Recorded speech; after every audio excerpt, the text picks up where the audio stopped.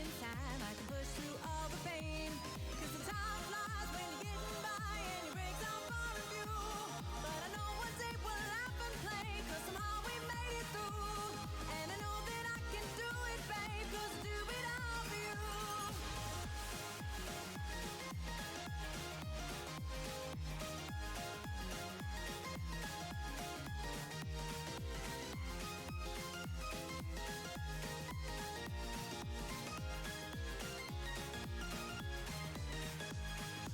Tough times and tired eyes are the makings of a dream. In the end, it's all the same. In the end, it's all the same, 'cause I do it all for you. And I know we'll make it there, 'cause I do it all for you.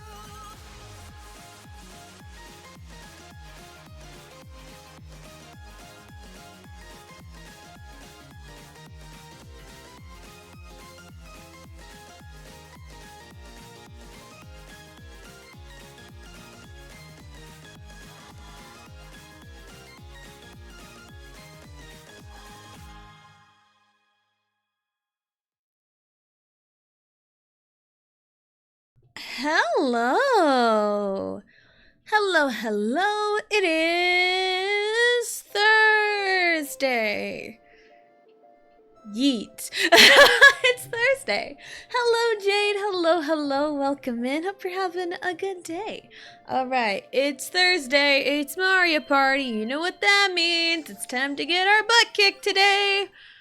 I mean, I don't know about that because it took like 3 boards to defeat Mario and Peach. But now we must become the enemy. Yeah, Peachy. We must become the enemy. Yes. This'll be our crew. Why not? All on hard. No handicap. I think we're on Woody Woods. Yes. The wood. Alright. All mini games, bonuses on. Yes, these settings are okay. Again. Alright, let's go. So how's everyone doing today? Today, nothing really out of the ordinary. Nothing really, so it's just boring day for me.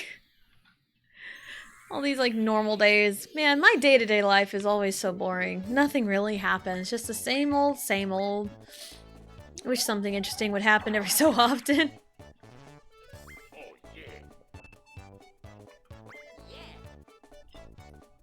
Like going last. That's usually a good sign. Totally.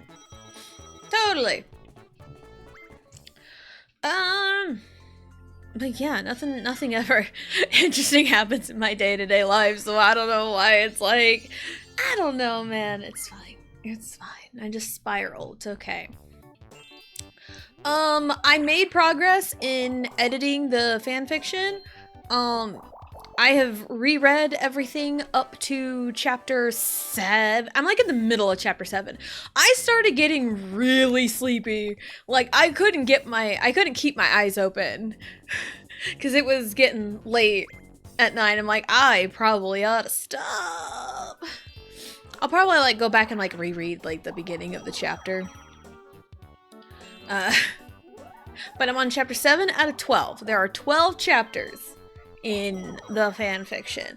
I was thinking like 14 because I thought it was gonna take a little longer, but I just kind of was going, and it's like, you know what? Yeah, because 12 seems to be the amount I have gone for.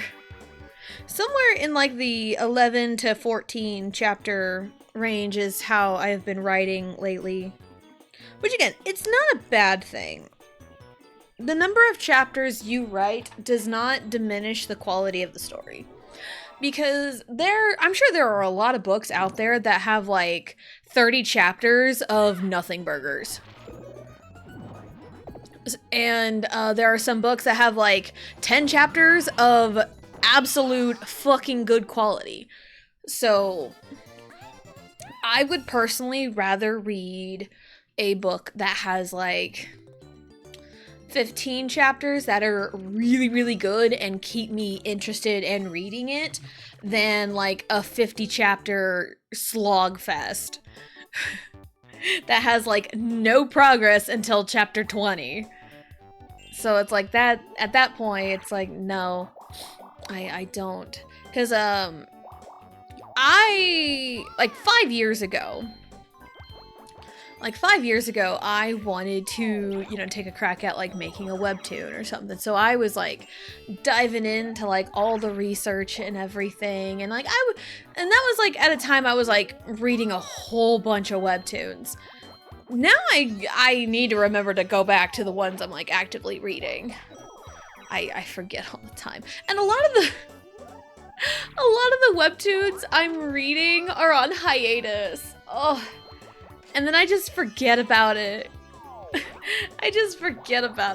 So, anyway,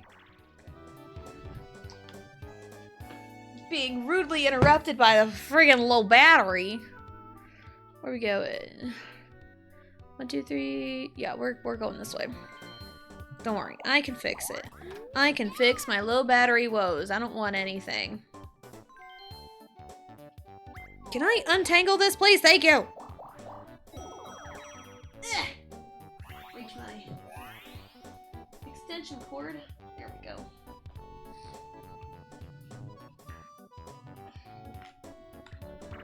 And we're plugged in.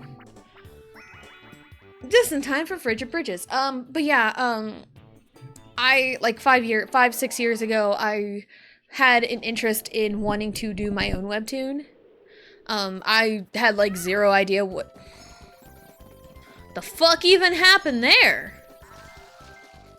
I was holding up and it went to the right. What? Excuse me? Yeah, I was like legit holding. You know what? It's not even worth it. I'm just gonna wait for the fish to just take me. I don't care. We're just gonna do this.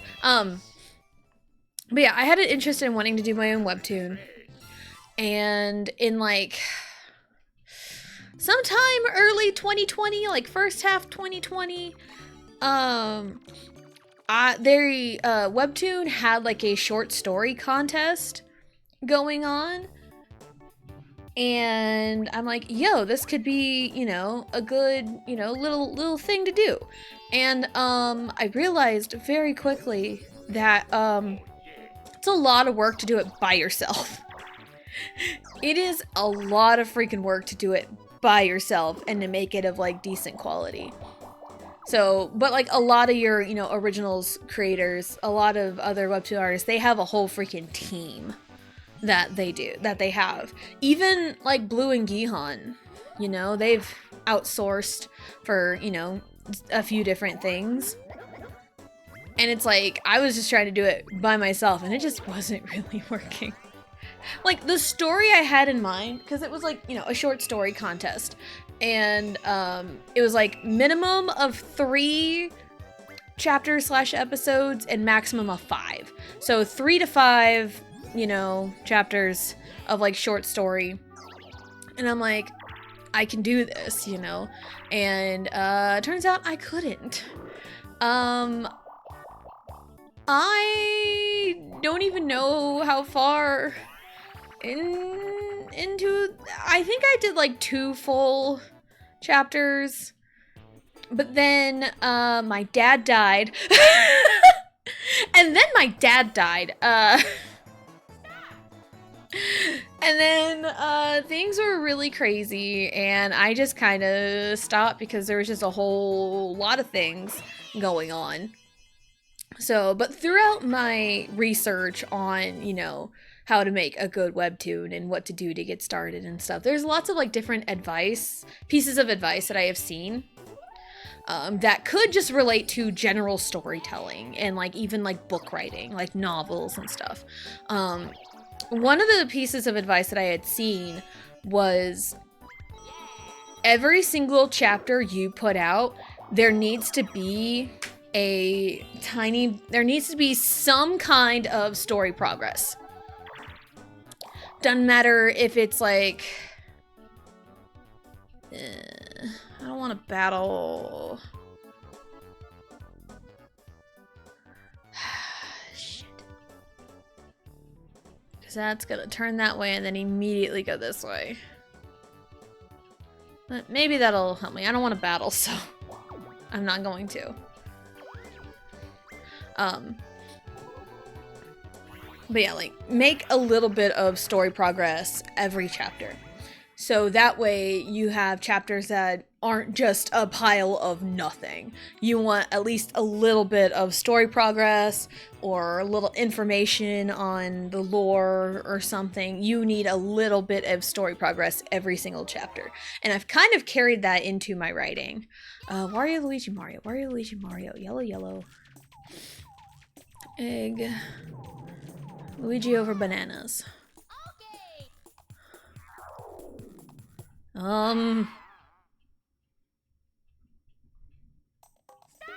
Okay, it was Wario, Luigi, Mario, Luigi over bananas.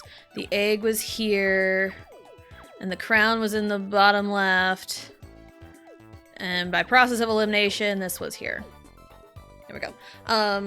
So yeah, I've carried over that information on, like, there needs to be story progress every chapter into, like, my actual, like, writing. Because, like, while doing an entire freaking webtoon is a lot of work, and it's a lot to do by myself, reliably. For the little time that I even have to, like, work on things, there's no way I can reliably do things by myself unless I had, like, specific hours to work on things. And it's like, as I've gotten older, and also I have 2 kids to take care of, so it's like, you know, gotta balance out, you know, hobbies and being a mom and kids' activities and stuff. Like, I barely even have time to, like, sit down and write. Like, I was hoping to get the follower goal fanfiction that I, you know, just finished a couple nights ago. I was hoping to get that finished before hitting 500 followers, because that was the goal for it. And this one wasn't a writer's block type thing like Crowned by Chaos was. Crowned by Chaos, like, I had the story, I wanted to stick with it, but man, I was hitting writer's block so bad with that one. But with this one, it wasn't writer's block. It was more like I needed time to sit down and write. And lots of things happened in life. I think I started it, like, back in, like, March, maybe? It was during the whole, like, dishwasher saga thing. That's when I started it. Because it originally started off as something else completely. But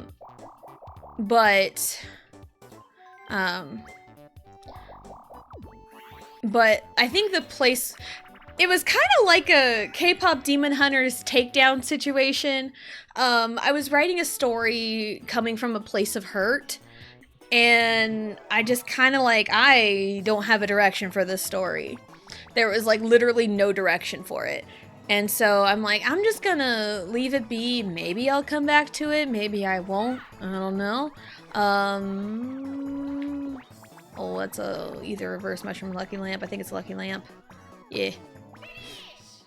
So it's like, I'll leave it alone. Maybe come back to it at some point. Because, like, the idea behind it is a good one. But it's like, I had, like, no direction for it. So, I just kind of put it aside, and then I just started writing things one day. Just kind of let the inspiration hit me, and I just started writing. And because I think it brought back an idea I had tucked away in my brain for probably a year or so. Because, like, I have a lot of, like, ideas tucked away in my brain. Some of them are worth, like, exploring in a full, like, you know, story fashion, and some I think are just better off buried in my mind.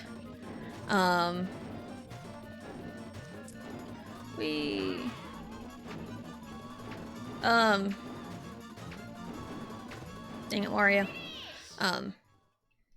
But this one I had tucked away in my head for a while, and I had, you know, I had kind of bullet points for the story, and even with an ending. And so I'm like, I just kind of let it, you know, take me. And I just essentially freaking wrote Xenoblade 2. And it's like the more, and it's like, even through the reread, I'm like, I just wrote Xenoblade 2.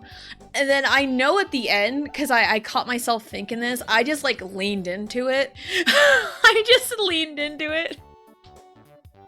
I'm like, oh my god. And like, that's not even where like the main inspiration came from for the story, which is really funny to me. But yeah. So I don't have any ideas for a next fanfiction goal, because like, I mean, my follower goals are always like fanfiction related, because, and it's one thing that kind of incents me to like keep writing, because I don't want to like lose it, you know? It's one of those like use it or lose it type things. And like, writing is fun. I enjoy writing stories, and like, I use the guise of fanfiction to just pull characters to just pull characters that I don't want to create. Even though I do create a handful of characters to go along with, you know, the real life people that I am using for fiction. And it's like, and a lot of the time I just make my villains, I either create my villains, what is happening? What? There's like no room. These guys are giving me no room. What the fuck? What is... I have been giving like no room.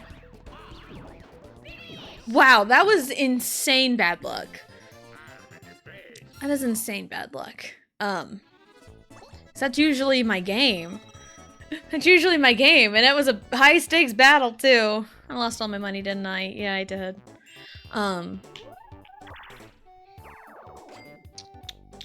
Yeah, it's like, I enjoy writing, and it's like, can I, like, full-fledged OC characters, start to finish, start from scratch? Yes, I could. I 100% could write a story like that. But, like, it is kind of more fun in the fanfiction space. And I know fanfiction gets, like, a bad rap at times. But again, like, I use it just to pull characters. And I get a little lazy. It's like, I could just pull characters, but it's simultaneously lazy and not lazy, especially with what I use them for.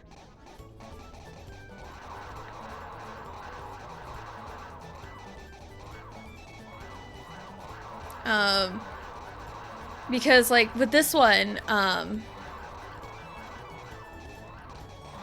like they have supernatural powers, right? And a lot of these characters, I have to like think of a power for them to use and how they're going to use it. And that is a lot of work for an already existing person. Wow, we won that. That is insane. That's the first time I won that in a long time. So yeah, there's a lot to think of. Like for my soulmate AU that had like supernatural powers and stuff, you know, had to come up with like, you know, the powers for people. And because I used Lino of Stray Kids for, you know, the main guy. And, you know, the soulmate, Jiun, I believe was her name. Kind of had their complementary powers. Because they both had like Umberkinesis, which is like darkness manipulation. And, you know, the whole, like, story there. And I had to come up with powers for, like, the side characters. Like, Bangchan had, like, wind powers, which is just kind of stuck. So, like, anytime I just I think, yeah, this power will suit you, it just carries over no matter what universe I write it in. Because, Bangchan is a side character, because the main guy is Felix. But Bangchan is a side character, and he does have wind powers. As well as, Lino. Who also has dark powers. So it's just like, I think these powers suit you, and I will accept nothing less. I will accept nothing less. So it's just so easy for me. You know what's really easy for me was EXO, because their whole shtick was they had powers. And it was really easy when I would write stories with superpowers because they already had them. Because all I had to do was come up with their, like, fighting techniques. That was it. Because, like, Suho has water, hydrokinesis, Chanyeol has fire, Baekhyun has light power, Xiumin is ice, Chen is electric. So it's like they already had powers all ready to go. Like Dio was earth, Sehun is wind, Lei is healing, he's the healer. So it was so easy to just have something to pull from and not have to create it myself. It was really nice. Alright, Luigi, come on. Whee! Boop! 2 seconds to spare. So, and like, supernatural powers is like, I feel that is my wheelhouse. Because it's like, I already have like this like innate lore. Like, it doesn't like translate like story to story, but I have like, you know, my own little universe in my brain of like how powers work, how they can be used, just kind of the universal thing, because there's usually a primary power and a secondary power. Some stories I've written there is no secondary power. It was kind of one in the Soulmate AU one, because the way the Soulmates worked is you had to find your partner, your soulmate, through similar, you know, elemental power, similar power, and one partner has a shift, and the other partner has an innate ability to control whatever their partner shifts into. Like the Dragon Tamer. It's in the title. Jiun or Lino will shift into a dragon. And they both have dark powers. So there's, you know, navigations there, because that one's a really good story. I've reread that one on my own a couple of times. And I've thought about, at some point, maybe we can do like a reread of some of these fanfictions, because like, the wrestling one was really, really good. The Mafia AU was so good. That one's a personal favorite of mine. Like, again, that one is such a personal favorite of mine. I wrote a sequel to it. Like, that don't happen very often.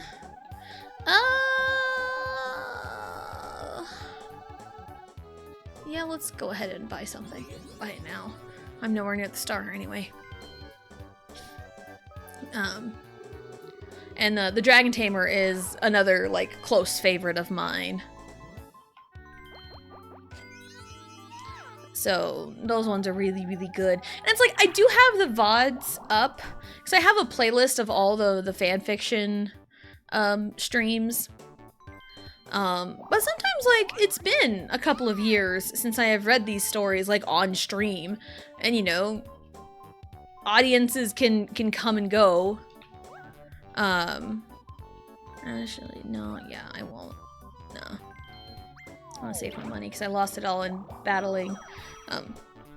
Yeah, like, you know, community comes and goes. That's just the natural flow of things. And so it's like, what if, you know, people new come in and they hear me talk about like these, you know, fanfictions I have written and read on stream. It's like, I want to be interested in that, but like, don't really want to dig into my YouTube page, you know? That'd be really cool, I think. To kind of just dig into old stories I've written. Koopa Goomba Boo, Koopa Goomba Boo, Koopa Goomba Boo. There's also old fan fictions that I have yet to read on stream that I've written in my teenage years. There's Goomba, I think, in the middle. Koopa Goomba Boo. So, yeah. Because like I've only read like 4 stories I have written in my teenage years that have been completed. So Goomba Koopa Boo, Goomba Koopa, Goomba Koopa Boo, Goomba Koopa, Goomba Koopa Boo, Goomba Koopa, Goomba Koopa Boo, Goomba Koopa. 5th from the right is 1st from the left, Koopa.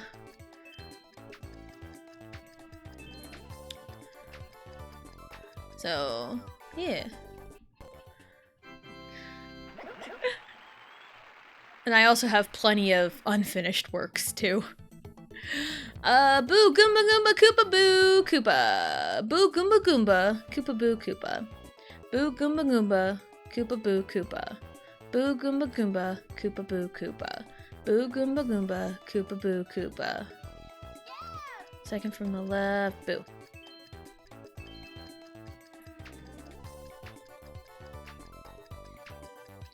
So yeah, like the fanfictions we read, it was very early in the stream's life. I read When It Rains and its sequel, Story of My Life. That's what it was called. Those were written in like my teenage years, like 2011 to 2012-ish, I think. That was the time frame those were written. So a long time ago. And then another one was The Modest Dancer, which that one, I thought it was pretty good. And then Picture Imperfection was, you know, at the time, one of my favorites. I think I wrote that kind of in my senior year. So, killed the joke! Hello, hello! Welcome in, hope you're having a good day! Hello!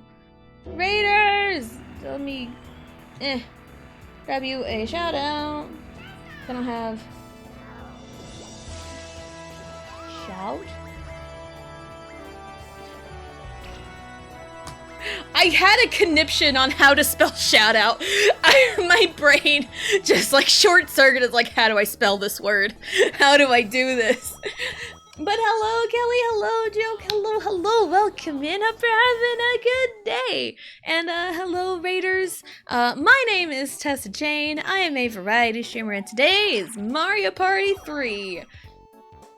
We're just kind of doing mid right now, honestly. That's not ideal. That is definitely not ideal, but it's fine. Gotta rush up fast. No worries! No worries. Thank you so much for the raid. Hope you have a wonderful, wonderful day. I was kind of lurking. Was it yesterday? I think it was yesterday I was lurking. You were doing like Mario Party 2 minigame coaster speedrun. I was just kind of lurking throughout the morning. It was pretty fun. Immediate chance time, I know. Crazy. Everything's changed. Best Mario Party done today. Absolutely. Mario Party 3 is the best. It is my personal favorite. Okay, let's focus up. Because I goofed this last time. Because I couldn't get my Toad streak going. So I'm usually pretty good with those. Whee!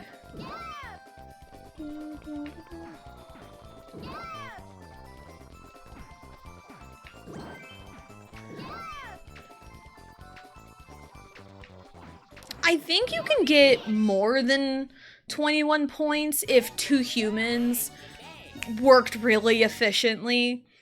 But I know with any level AI, they will match you no matter what. So all you gotta do is just time the Toad. And there you go.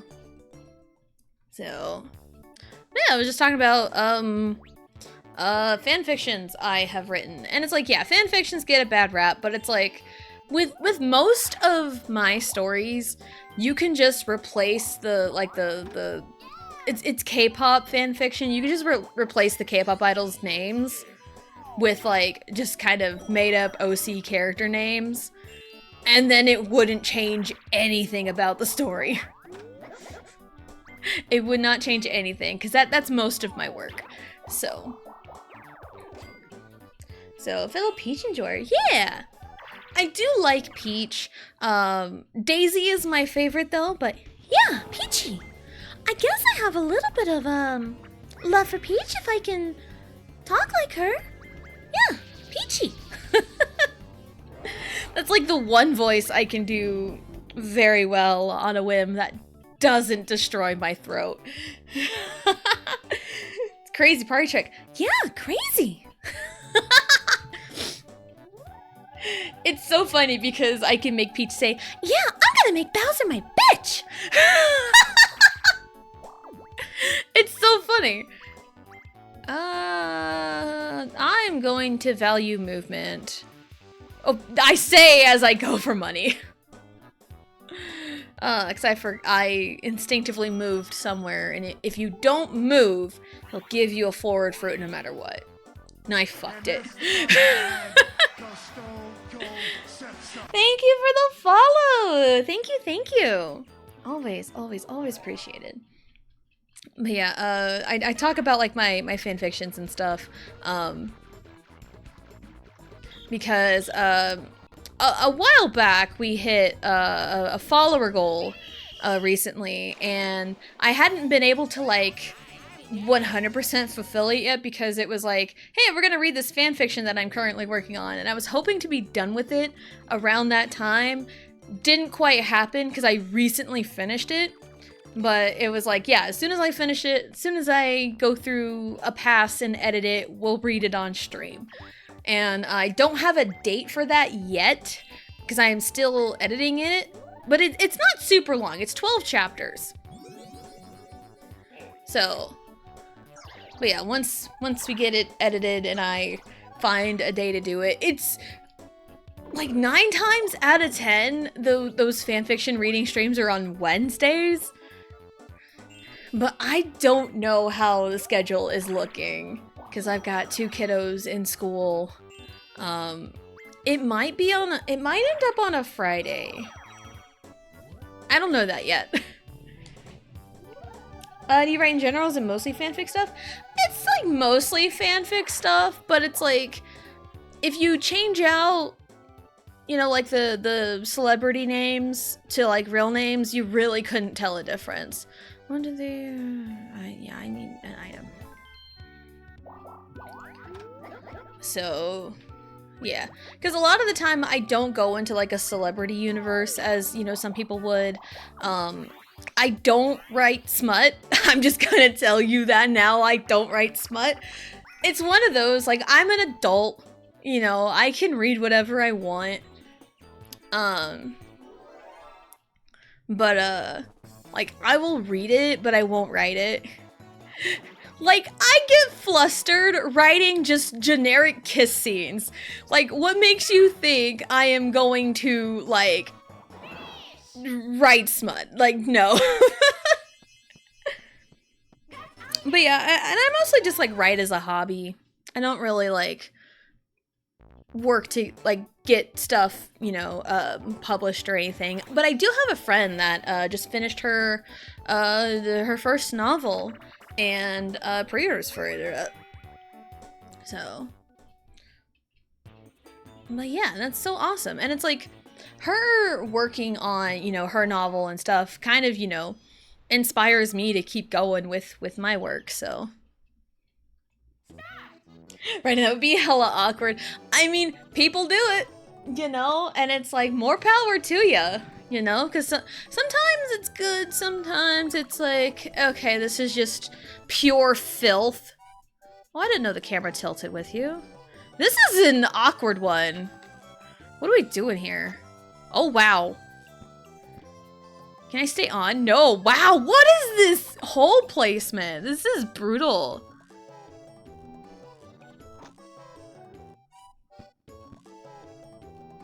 Nobody has stayed on. That is a brutal pin placement. Go, Luigi, go. You can do it. Get in the hole. That's not getting in the hole. Stay on. Hey, Luigi wins by default. We love a king who can chip. My roommate reads it, and I like to mess with her sometimes by opening to a random page and reading it out loud. And a lot of the time, like, when people read smut, it's usually just, like, straight-faced, just reading it, like, kind of a bored face. That's usually, you know, when I read it. Like, especially if I'm around people. But, a lot of the time when I read, like, you know, cute, fluffy stuff, and it's like, oh, the couple finally kisses, or, like, they hold hands, I'm, like, here squealing. Like, full body reaction squealing. So, yeah. It's like, I can read smut, no problem. But it's also, like, when I can't write it. It's not that I can't write it, I don't want to. I would feel so awkward. But I also get super duper flustered just writing, like, basic kiss scenes. Like, I always get just so flustered. I get extremely flustered. It's like, how do I fucking write this? I think a year ago, I hit a sub goal, and I wrote, like, just a cute little one-shot on stream, just to kind of, like, show off, like, my writing process and everything. And there was a kiss, and I'm like, ah! Like, live, it's like, ah, I can't. I can't do this. So, yeah. 50-50 shot. It is a 50-50 shot. How'd I know? How did I know that was gonna happen?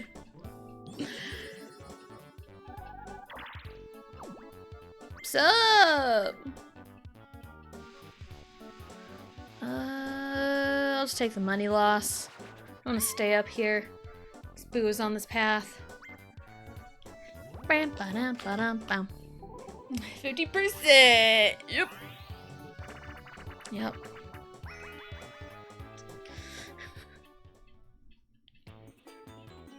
What am I doing? I don't like placing the log. I'm so bad at it.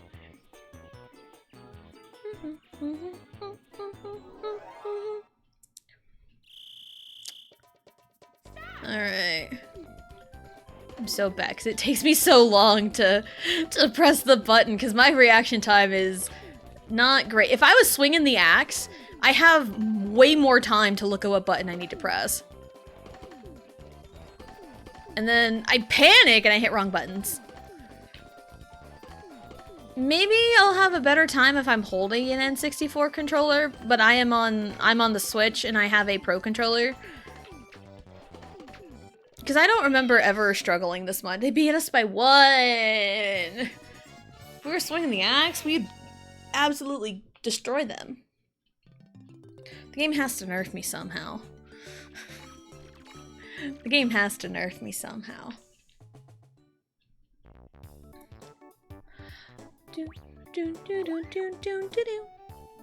So yeah, and I was right before getting raided, I was mentioning it'd be kind of nice to like maybe do like rereads of some of the other fanfictions I've written, and it's like I do it in tandem with like a follower goal, and it's more incentive to like keep me writing because it's one of those like I don't want to like lose my ability to write.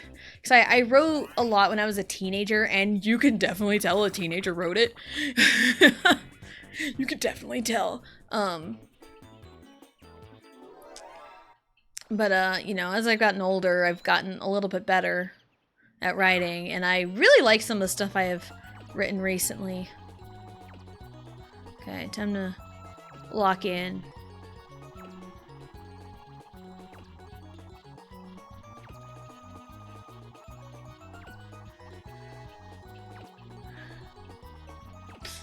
Oh, come on! Come on!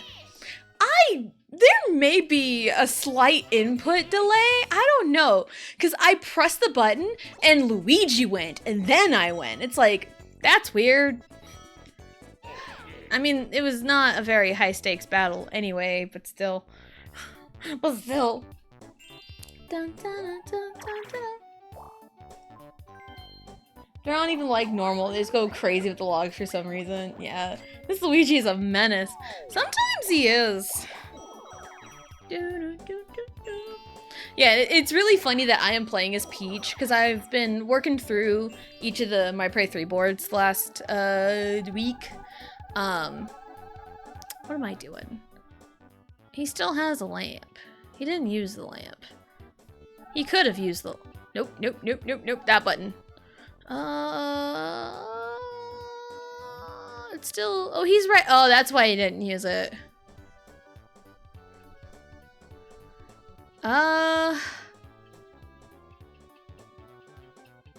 I can force him to use it.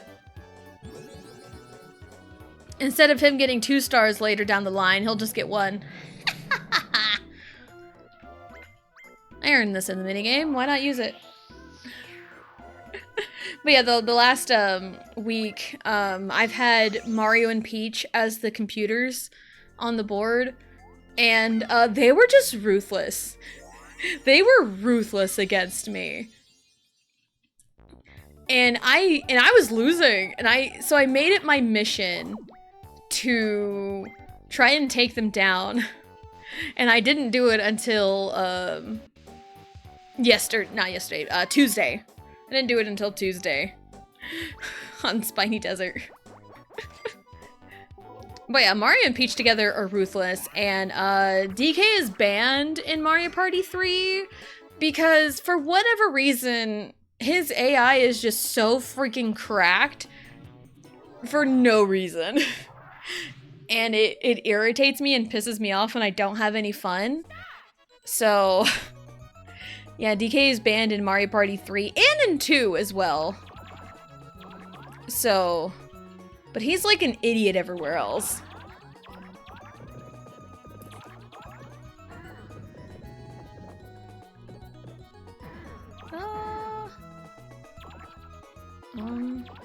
Okay. I'm really bad at these puzzle games. Come on. Oh, you'd think. That'll work. There we go. I don't have anything going. Never mind! I just had to trust it. I just had to trust it. I feel that way with Yoshi. I go out of my way to sabotage the Yoshi AI now. Yoshi is so hit or miss for me. And it's so funny because it's like, in like Mario Parties 1 and 2, you know, your 6 characters, Yoshi is usually my default. Or a lot of the time if I'm like playing with friends, it's usually like Yoshi. But like Yoshi and Daisy for me are like tied as like a go-to character for me. So like Mario Party 3, I'm usually either playing as like Daisy or Yoshi. A lot of the time Mario sports games, you know, it's either Yoshi or Daisy, usually Daisy. Because like ever since I was a kid, I really loved Daisy because it's like, oh, Daisy's a redheaded tomboy. I'm a redheaded tomboy. Representation. That's how I always felt about Daisy. I always thought she was cool because like I was a redheaded tomboy. So, but I'm also very closely associated with Yoshi. I had a Yoshi wallet for years. Until it like just finally broke apart like 6 years ago, 5-6 years ago. My current wallet is also falling apart. It's a Mario wallet. Well, I got these 2 wallets at the same time as a early Christmas present? Birthday present? It might have been, or just a I was thinking of you type present. They're like 2 kind of like billfold wallet things that kind of snap together. I used the Yoshi one for a long time, but I kept the Mario one. And then the Yoshi one finally just like ripped apart, couldn't use it like, again, like 5-6 years ago. And then I swapped to the Mario one, and now that's starting to get really used. So, but I get compliments on my wallet every so often. You know, they'll see Mario, it's like, hey, I like your wallet. I'm like, thanks. Alright,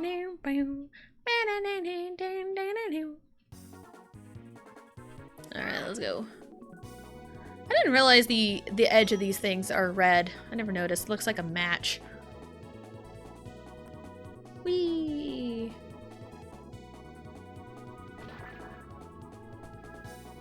What is Wario doing?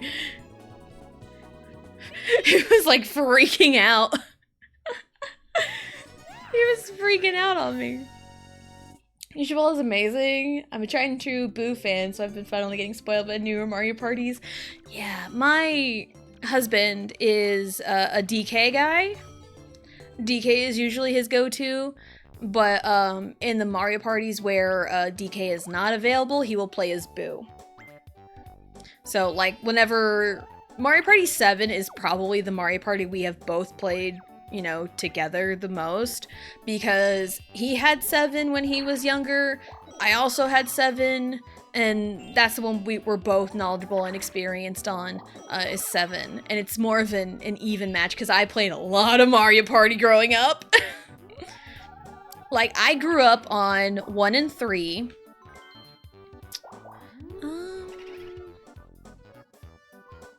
You know what? Yeah, let's do it. Yeah, I grew up on 1 and 3. We owned 1 and rented 3 a lot from our local rental store, like video game and movie rental store. And then I got my GameCube in 2005 bundled with Mario Party 7. I got that Christmas of 05. And then I picked up the rest of the GameCube Mario parties at GameStops whenever we'd stop by. I started with 7 because that was bundled. Then I got 4, then 6, then 5. And then Christmas of 2008, we got a Nintendo Wii. Me and my sister shared it, but then I kind of took it over because I played on it more. And then we got Mario Party 8 for ourselves, because my brother had it. But then we got it.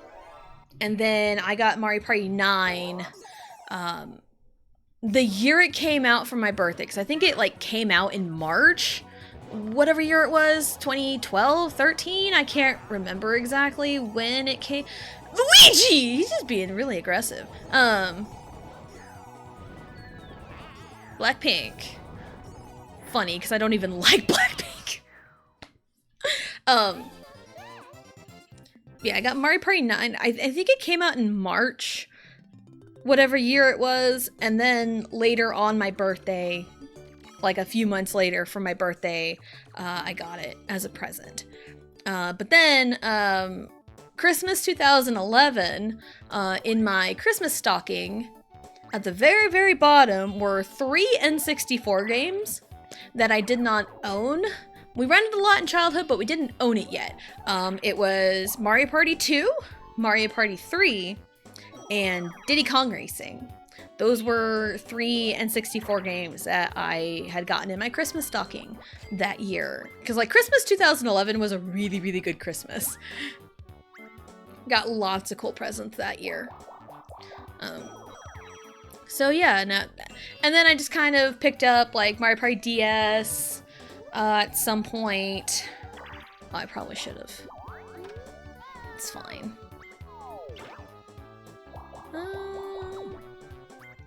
And then Christmas 2013, there was some weird thing that happened because my family would do, like, a Secret Santa type thing, and, you know, we would draw names of, you know, we can't have the name of whoever we are living with, so, like, spouses can't get each other, and I was in college, so they counted me as not living at home. So my dad had drawn my name that year, but, like, we put a price limit of $50. My dad was the kind of guy who never really paid attention, not necessarily paid attention, but it was more like if he could get it for someone to make them happy, he would. Didn't matter the price of anything. Like, he was the kind of guy to give you $100 out of his pocket for you. Like, if he had the money on him right now that second, like, he would have, like, hey, here, take it. So he had my name that year for Christmas, and we had that $50 price limit. And I'd heard this, you know, later, the day of our big family exchange, which was like Christmas Eve or like the weekend before, I'd gotten like a couple of t-shirts that didn't fit me. And I'm like, this is weird, okay.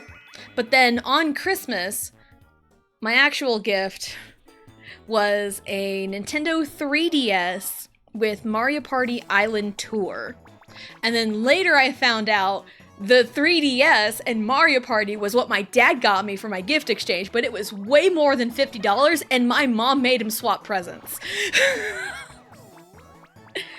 So my mom was the one that got me t-shirts that didn't fit me, and my dad was the one that got me the 3DS. So, W dad on that one.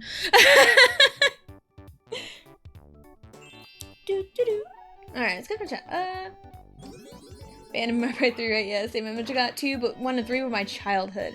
Yeah, with 1 and 3, I've noticed with the people who grew up with Mario Parties 1 and 2, it's either one or the other. People either had 1 or had 2, but never both. Where is... Oh, okay. Okay, I see. We can sneak down this way, can't we? Yes, we can. We're not gonna make it there. 1, 2, yeah, we're gonna hit the red space. I mean, we could try and get rid of this key. But yeah, with Mario Parties like 1 and 2, it's either one or the other. Like, I grew up with 1, but there's plenty of other people that grew up with 2, but never played 1. So, that's just something I have noticed. It's either one or the other. 7's pretty fun too. I think 6 or 3 is my favorite. Those are good candidates for favorites, I think. 6 is good. 6 is good. 7's like my second favorite, but 6 is pretty good too. To the GameCube N64 when my brother and I moved out because he was an Xbox guy and I gravitated towards Nintendo. Yeah, it's like our childhood consoles. I gravitated towards the N64 and my sister gravitated towards the Super Nintendo. So she has the childhood Super Nintendo and I took the N64. Yeah. Didn't listen to the $50. Nope, he did not. He did not. Island Tour is one of the few ones I never played. I haven't played Island Tour in a while. I haven't played it in a long while, but I remember having a lot of fun with it. Because I was in college at the time, and I remember going back to the college dorm and like sitting at my desk and just like playing. Ooh, nice. Nice. Thread and needle. Look at that. Worth it. Nope. Nope. No one's getting that one. Nope. You guys can all say goodbye to that one. This is mine. Yay. So wholesome as well. Yeah, 2 might as well have been 1 with costumes. Yeah, and I think 1 and 2 came out very close together. I think that's another part of it. It's like if people who already had Mario Party 1 saw that 2 came out shortly after, it's like, oh, we already have Mario Party, we don't need to get it. Or those who didn't have 1 with Mario Party 2 coming out, it's like, oh, let's just get the 2. Let's just get the most recent one. So I think that was really why it is one or the other. And less blisters, yes. Less blisters. We do have ads coming up in the next few moments, just a fair bit. My ads usually don't run very long. I do that by choice. That's a 100% purposeful choice. They don't run very long, so it's usually like a minute or so of ads. So, fair warning. 2 was a year later, but then they kept making new ones every year pretty much. Yeah. Yeah. I think Mario Party 3 came out in 01? 2001? I think? So, yeah. But yeah, I grew up on 1 and 3. We owned 1, and we rented 3 quite a bit. Because me and my sister would rent 3 a lot. Picked it up from our video game rental place. We rented it so much. We've asked for extensions quite a bit. Because we had like 3 days. 3-day rentals. We asked for extensions a lot. And there would be times where it's like, we would rent it. Then like a few days after we turned it back in, we would go pick it up again. And our file would still be there.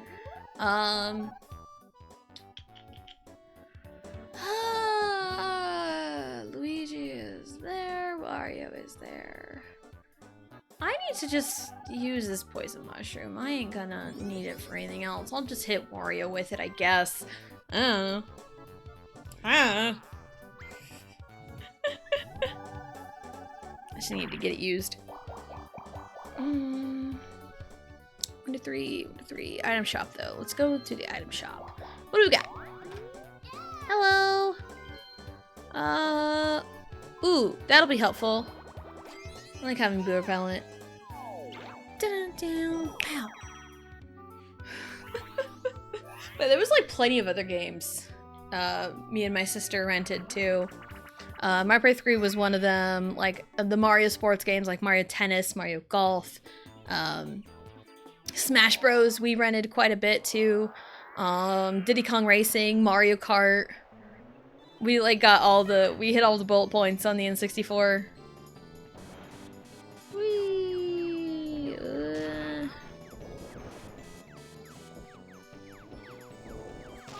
Everyone's freaking out. And there's Wario. No! Oh, it didn't hit me. Good, nice.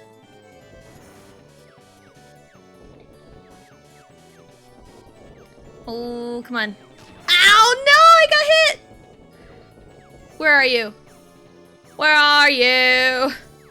And I'm so sorry. Nice!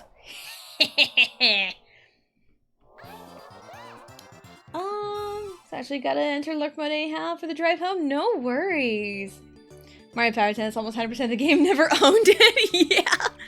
But have a safe drive. No worries. I will just talk about whatever.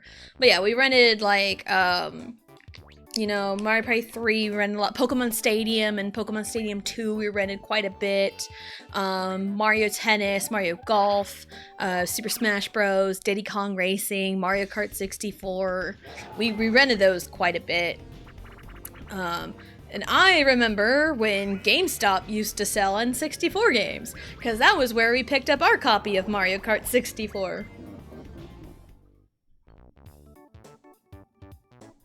I think the earliest console they still sell is Wii? I haven't been inside a GameStop in a while. I have not been inside a GameStop in a long while. I wouldn't say a long while. I don't go there very often because nowadays, every time we get a new game, or there's a new game that has been released, we'll usually find it at like Walmart or Target. Because GameStop kind of sucks. GameStop kind of sucks.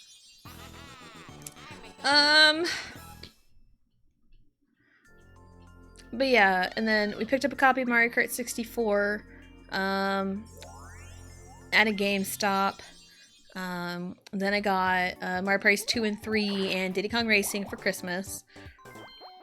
I also was gifted Conker's Bad Fur Day.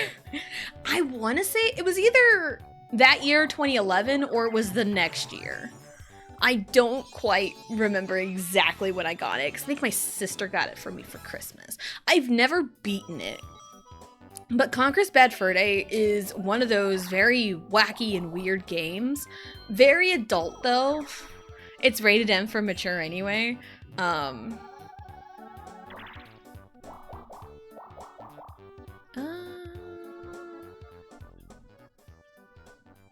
Yeah, let's go this way.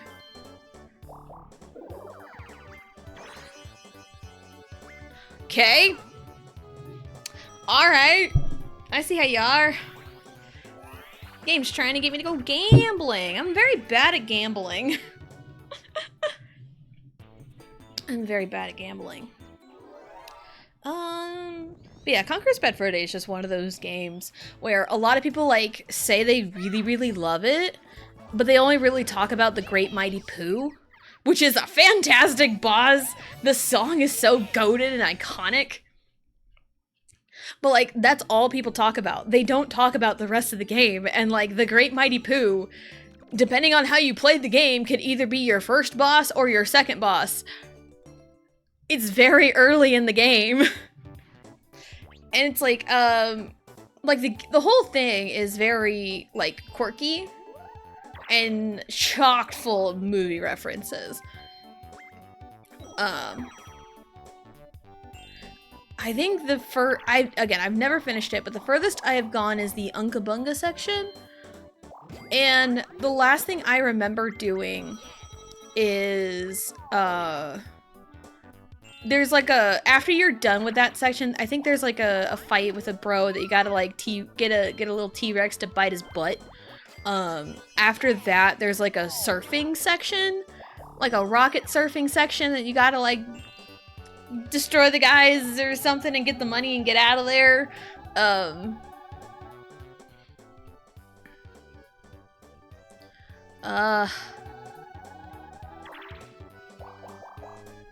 No, we're fine. But that's where I am. At least that's the last thing I remember doing the last time I played the game. So I'm pretty sure that is like the furthest point I have ever been in that game. So, and I've seen videos like comparing Conker's Bad Fur Day on the N64 and Live and Reloaded. I think there are pros and cons to each version. There are pros and cons to each version. I don't have an Xbox, so I wouldn't even be able to, you know, play the upgraded ones anyway. So I haven't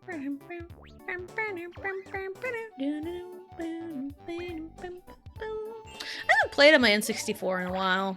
I think a couple months ago was the last time, and I played Mickey Speedway USA. I know that because the game is still in it. I usually leave whatever game I played last in the N64. Mickey Speedway USA is a fun one. It gets brutal. It gets brutal. Because you start off with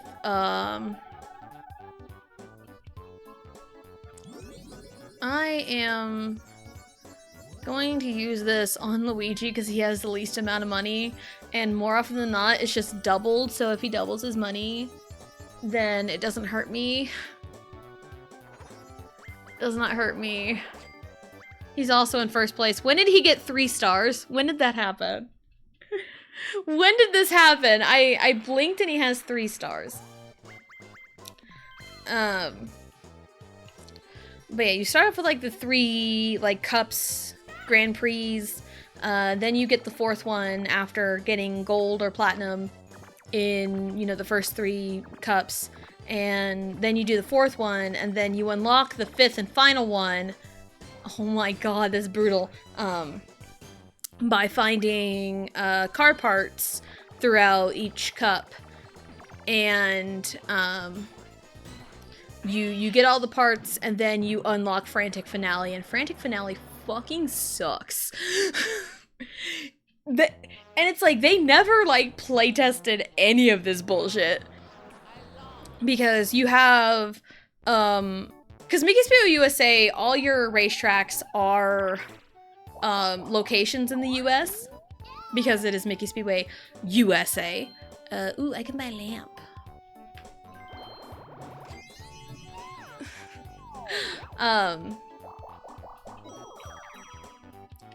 And Frantic Finale, you go to Hawaii. Hawaii is it's got pretty awful turns, and it has coconuts and lots of road hazards and water. And then it's Oregon. Oregon fucking sucks. You have this S-turn on a bridge with no rails. It sucks. Then Texas is you're drifting constantly. BZ, BZ. Okay, cool. B, Z, B, Z, B. Please keep this up. Yeah, Texas, you're just constantly drifting, and then there's Colorado. Colorado is fucking awful.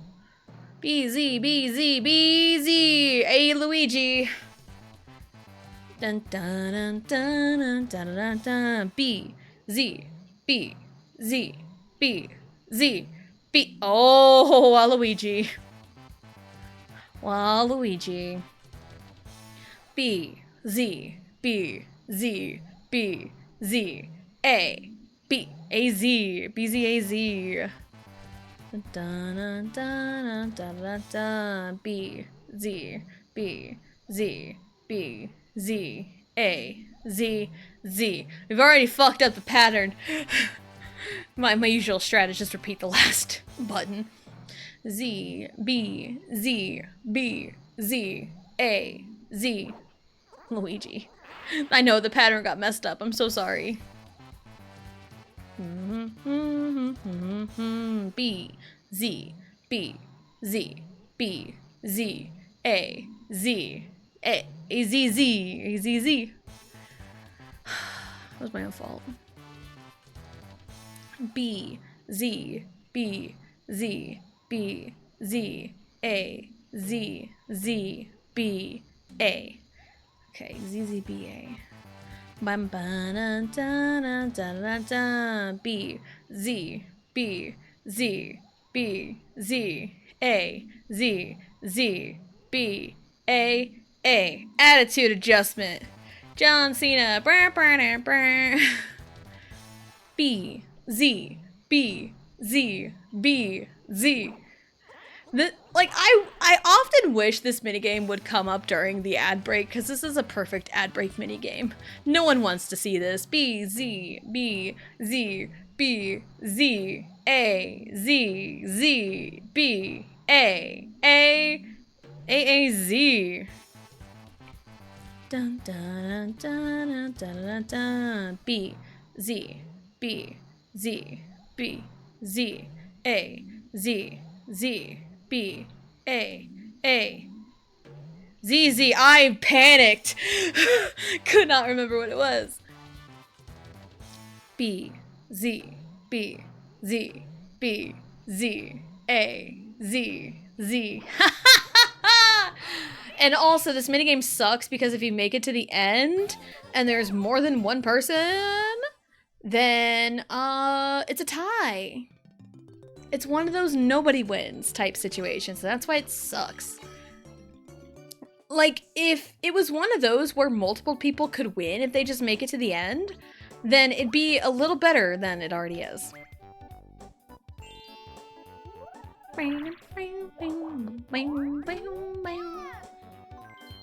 But yeah, that's like a perfect ad break minigame because no one wants to see it.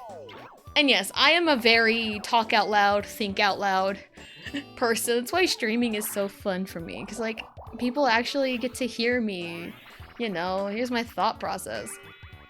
And I know for The Beat Goes On, I'm sure some people will get like a notebook and paper and just like write it down so they don't have to like worry about it, but like I don't do that. There's no time for me to do that. I mean, there are certain things in video games that I will get a notebook and pen for. Because like there's been lots of instances where I will take notes on a game. My playthrough of Twilight Princess 2 years ago. That playthrough was 2 years ago. I still have my Twilight Princess notes. Because, I don't have notes from the beginning up until the Iron Boots. I should, like, write down notes for it and actually, like, transcribe them. Like, handwritten notes. Where is the star at? It's up there. Before Boo. Hell yeah, let's go up there. Hello, DA. Hello, hello. Welcome in. Hope you're having a good day. But yeah, my Twilight Princess notes. Because I think my first set of notes were written like October 3rd or October 2nd. I can actually reach back over here to the notebook and look. Because I have some notebooks handy.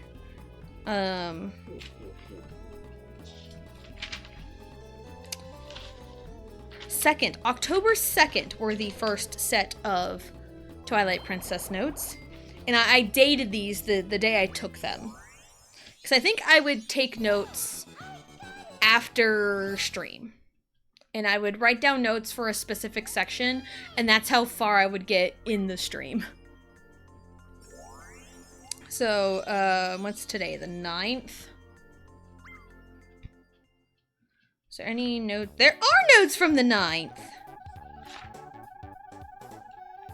You want to hear what 2 years ago, Tessa? What her thought process was?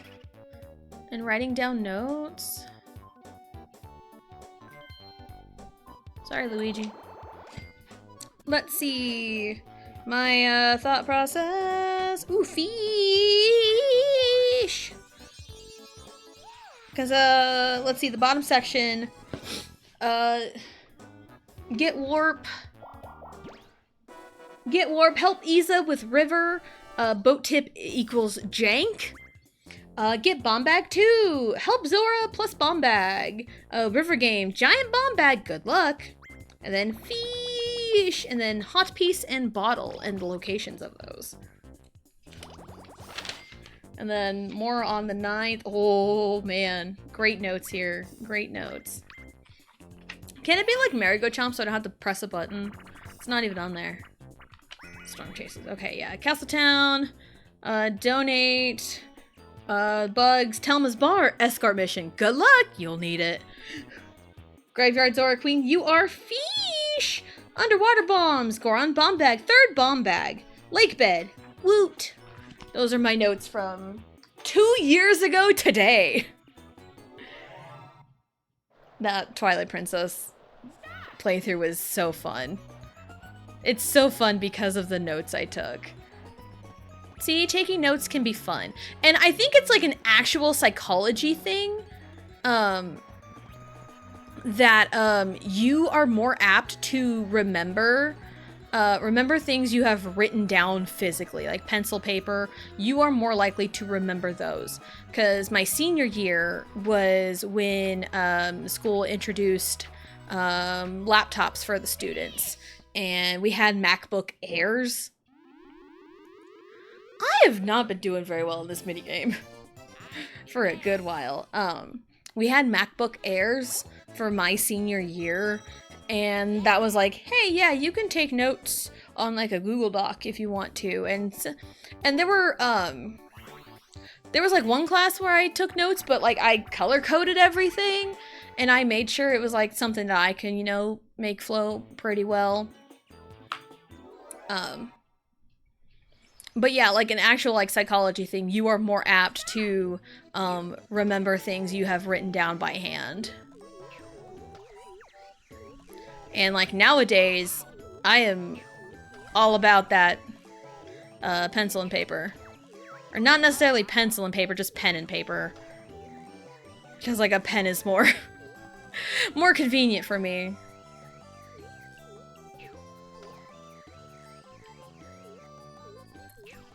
Because whenever Allie needs help with her math homework, I still remember how to do a lot of stuff in math by hand. So,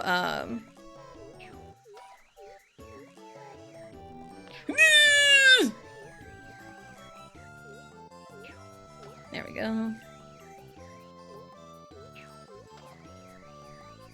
There we go. Here's our strategy. Ta-da! So, yeah, and anytime I'm like stuck in a game or something, I will have notes. And right now, my current notebook is filled with a bunch of math problems because I have been helping my child with her math homework. She's working on like the last thing I have in my notes is like long division with double-digit numbers. That's what she had been working on for a bit. So, doing great. Tired to finishing story mode for my DS.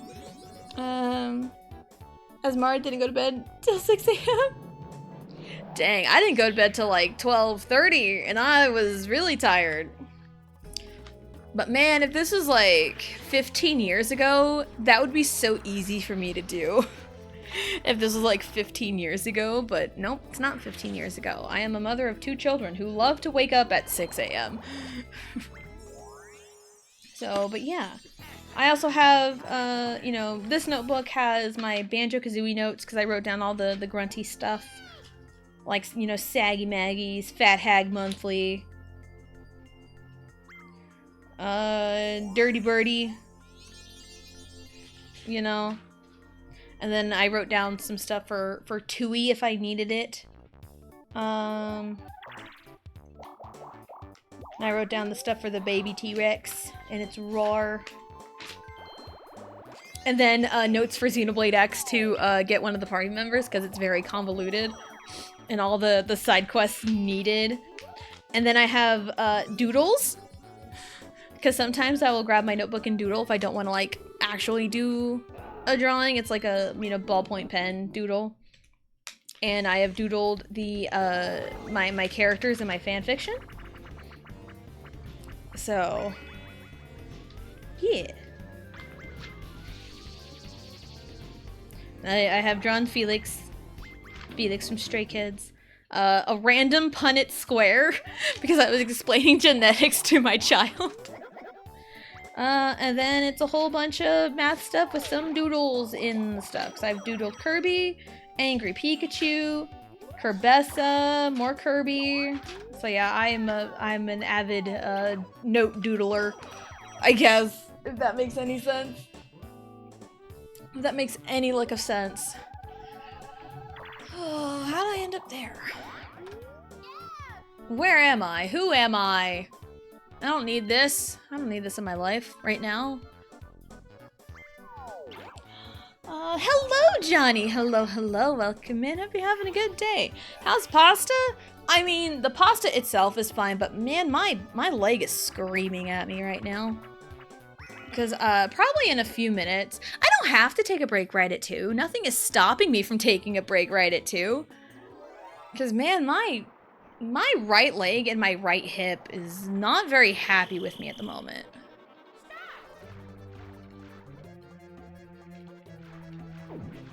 Whee! Hup. Hup. Swim! Just keep swimming. Just keep swimming. Hup. Oh, Luigi has this. Yeah. Oh.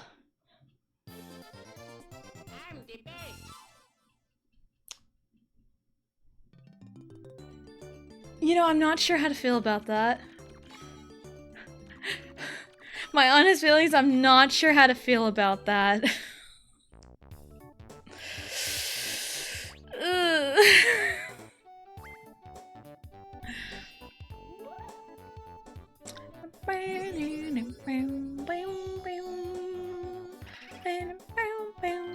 Steal mine! Don't steal! Waluigi has more money, but they don't care! Oh, I have boo repellent. What am I doing? I'm like mad. I was like, no! I was like, hold on, I have protection. I have protection! Is Twice on tour? I saw something they got. Yes, Twice is touring! This is like really crazy. Twice, Twice is not like my favorite group, but I do like them and I do like their music. Like, most of their music I do enjoy. Jungyeon is my bias, by the way. I love Jungyeon. But yeah, Twice is on tour. They're on a world tour. And they have a lot of North American stops, which is so unheard of out of a group from like the big 3/big 4. I really don't count Hybe as the big 4. I don't really like that. But yeah, Twice is on tour. And, they're hitting a lot of stops in the US, which is really, really cool. And I think they're hitting a lot of smaller venues too. Which is really cool, because like you can hit more stops at smaller venues and you could probably make more money that way.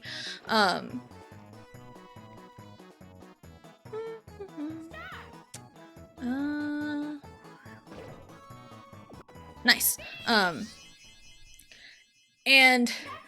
But yeah, I think being in Kansas, the closest stops to me being in Kansas, I think no matter where I am in Kansas, it's either one of the stops in Texas or Denver. And like, that's insane to me. They're in Denver, you know, because like a lot of smaller groups will do more stops at smaller venues, but this is twice. This is twice we're talking about. But also, I looked at the date. I have all the dates saved. I know the one in Denver is on a Tuesday. It's like, oh, why you gotta be on a Tuesday? Like, why can't you be like on a Friday or Saturday? Why you gotta be on a Tuesday?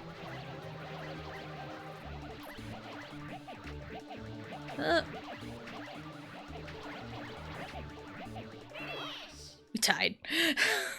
But yeah, Twice is going on tour. I'm excited, but like I probably won't go because like anytime anything K-pop happens, it's so far away and it's on an inconvenient day for me. Cause like I would love to go to a K-pop concert, but being in Kansas, you know, hardly anyone shows up. Because like it's either like, you know, the closest stops are like Texas, usually Chicago. Texas or Chicago is usually the closest like big group in, you know, around my area. But I do like some of the groups are hitting like more cities at smaller venues like Denver, Kansas City. You know, like those are like the two that would be the most viable. And like if it's in Kansas City, I've got family in Kansas City that I can stay at, so that cuts the hotel costs immediately. Mario Party? Is it based on Mario Party? I mean, I guess. I am Bowser cursed. Give me a 2. How much money is this? Like 5? Yeah. Give me money. Hey, $5 is $5. Tuesday's a random day for a concert? Yeah. I mean, I do have the image saved. Yeah, here we go. This is for World Tour.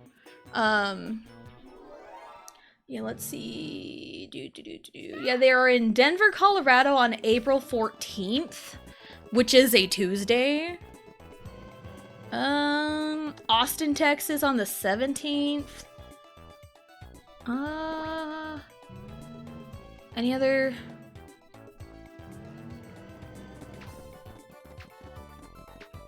Let's see. I mean, Phoenix, Dallas, they're in Dallas on January 31st. I mean, again, being in Kansas, like, Dallas and Austin are still relatively far away from me.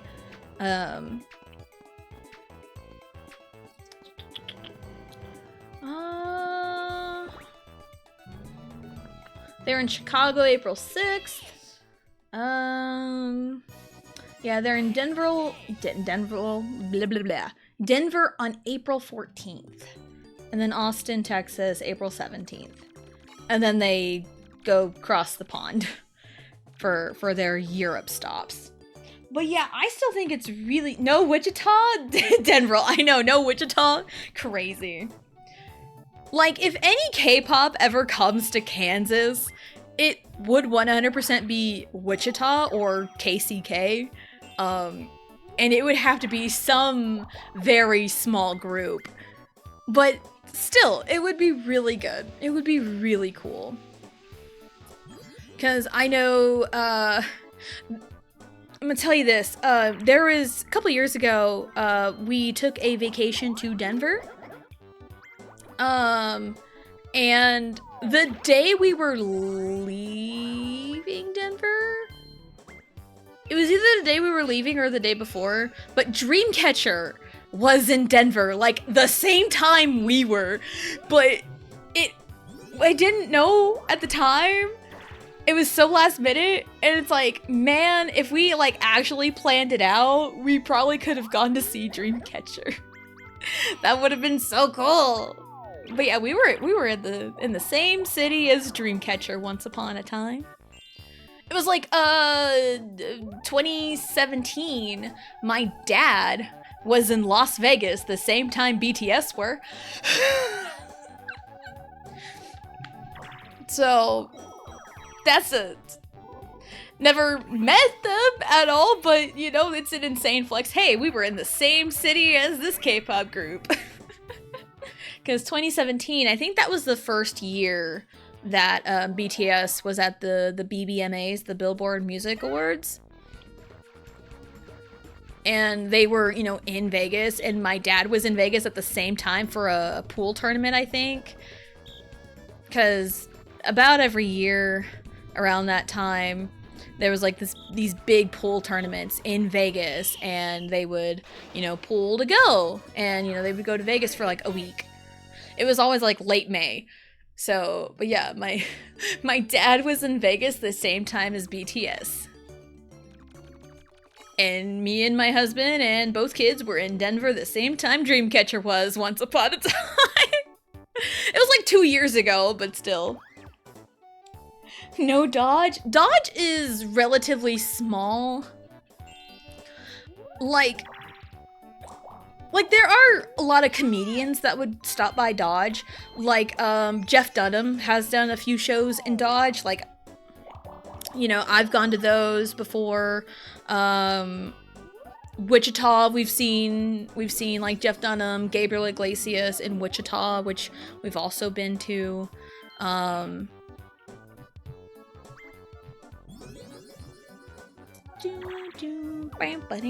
Topeka? I think there's some that stop in Topeka. I'm not sure. I am not sure. I'm not super duper like familiar with the Topeka area. I'm gonna tell you that much, but that's like up northeast Kansas. Because Topeka, I mean, I've driven through it a lot to, you know, go visit my family in Kansas City.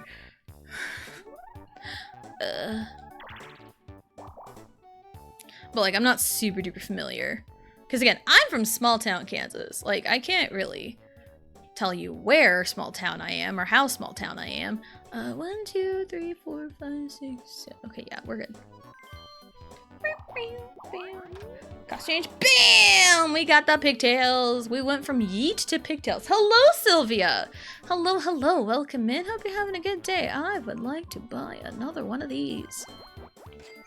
Can never have too many reverse mushrooms. Did my Bowser phone get stolen and I never knew?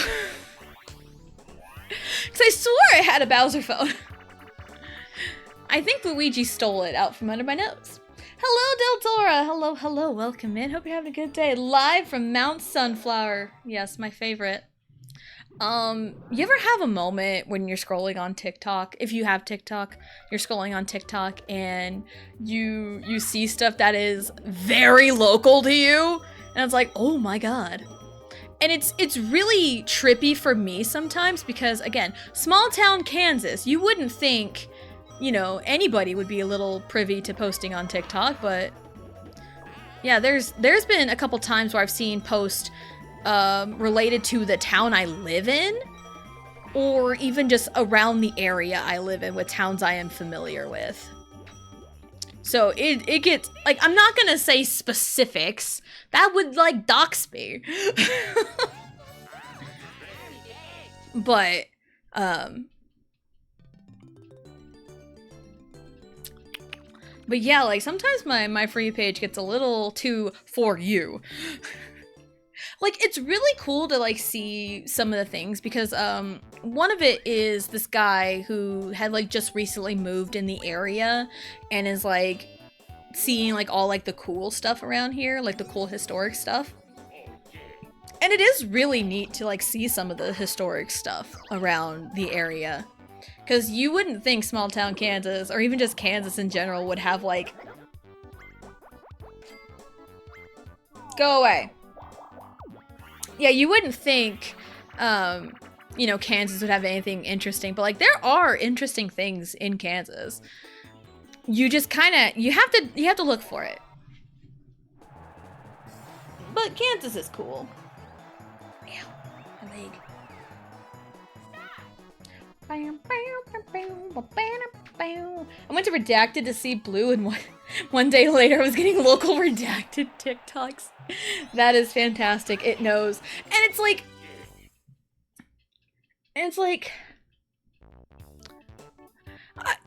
the conspiracy theory is your phones are listening to you. Part of me feels like part of me feels like the phones really are listening to you. They know way more than you do. I was waiting for 2 minutes and a bot shows up. That's the typical mod experience. That's usually what happens. Like, anytime Blue is here, she, like, leaves for 2 seconds, looks away for 2 seconds, and then boom, a bot shows up. They just know. The bots know. Blue goes sleep and bots show up, yup. You see a TikTok that says, pizza party at Tessa's house. I know, crazy, right? But that'd be a lie. I don't live in a house, I live in an apartment.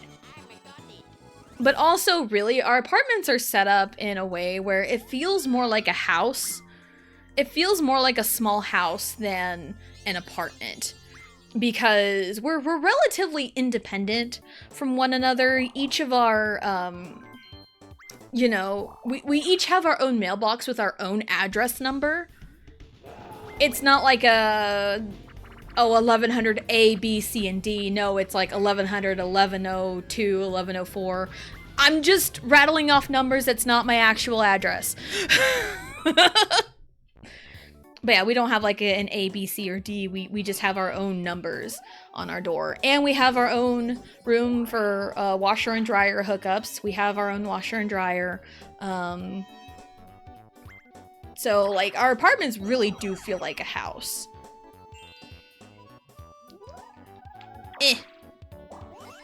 Thank you.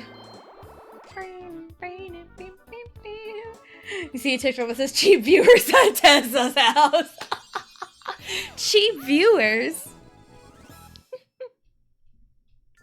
Crazy, I know. I mean, if I really wanted a cheap viewer, it would have to be someone that walks up to my door and is just like staring at my TV from the door. Because I usually have, because we have, you know, our door and we have like a screen door.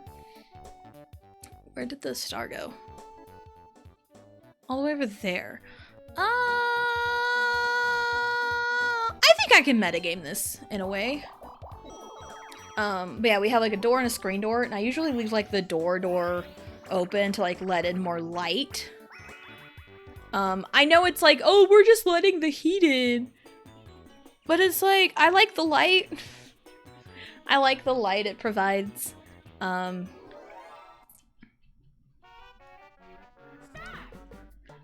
it's like our screen door, our TV is placed in such a way where if you were to just peek in our door, you would see what is happening on the TV. So if you want to be a cheap viewer, just come to my apartment and just look in the door. Just stand outside, look in the door. Totally not creepy at all whatsoever. Definitely wouldn't warrant calling the police or anything. Really, Waluigi, you leave 1 pixel? We left 1 pixel. Waluigi, I am disappointed in you. That was your fault. Me, I'm cheap. Deltora, no. You may tie votes constantly, but you are not cheap. Speaking of, the poll on Discord ended with Old School, because I'm like, hey, quick, pick one.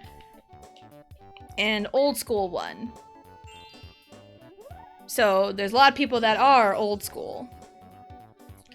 Now, this kind of pertains to the game we're going to be starting tomorrow. I'll give more context, because I like doing like silly little stuff like that. Asking everyone here, I could have tied it, I know. Retro? What does it mean? It means, because I did a very similar poll before playing Wind Waker. And the poll was essentially to represent, hey, there is the original version and there is a remake, an HD remake, or like a remaster of, you know, Wind Waker, and the Old School had won the poll. And it's like, oh, playing the original. And so the game that I want to start has an original and has a remake. And that's why it's like Old School versus New School, which is like, you know, the original versus the remake, and the Old School had won. I'm like, you know, I haven't played the original in a few years. And I also played the remake about 1.5 years ago. I say 1.5 years ago, not quite that long. I played it last year.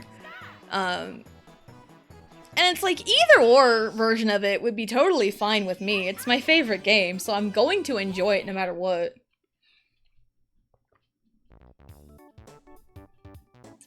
But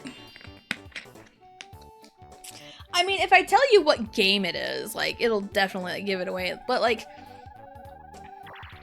the remake does have a lot of really good like quality of life changes. But also, like, the original is, like, just so near and dear to my heart because it... Again, if you know me, you can figure out what game I'm talking about because I mentioned it's my favorite game of all time that I want to start again because it's one of those, like, in case of emergency break glass, I'm like, I want to play it again. But I didn't know whether to play the original or the remake. Hence the old school versus new school poll. I might do a newer one to add more context to it. Go away. Heh. I missed.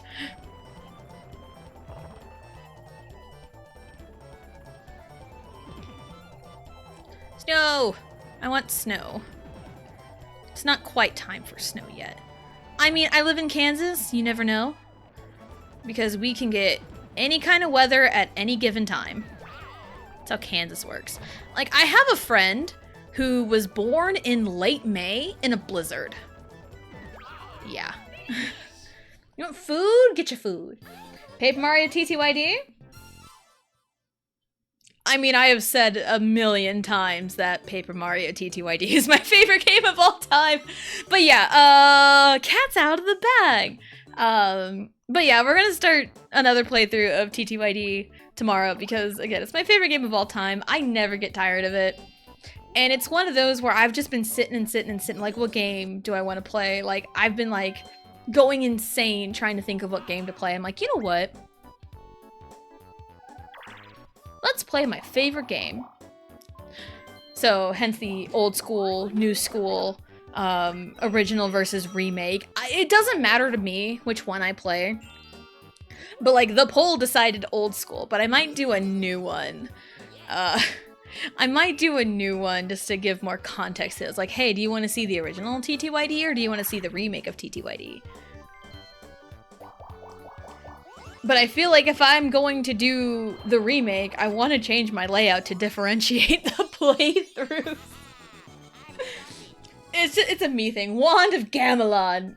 Yes, that is my favorite game of all time. Not TTYD. I've lied to you guys. Wand of Gamelon's my favorite. What the fuck, man? Why?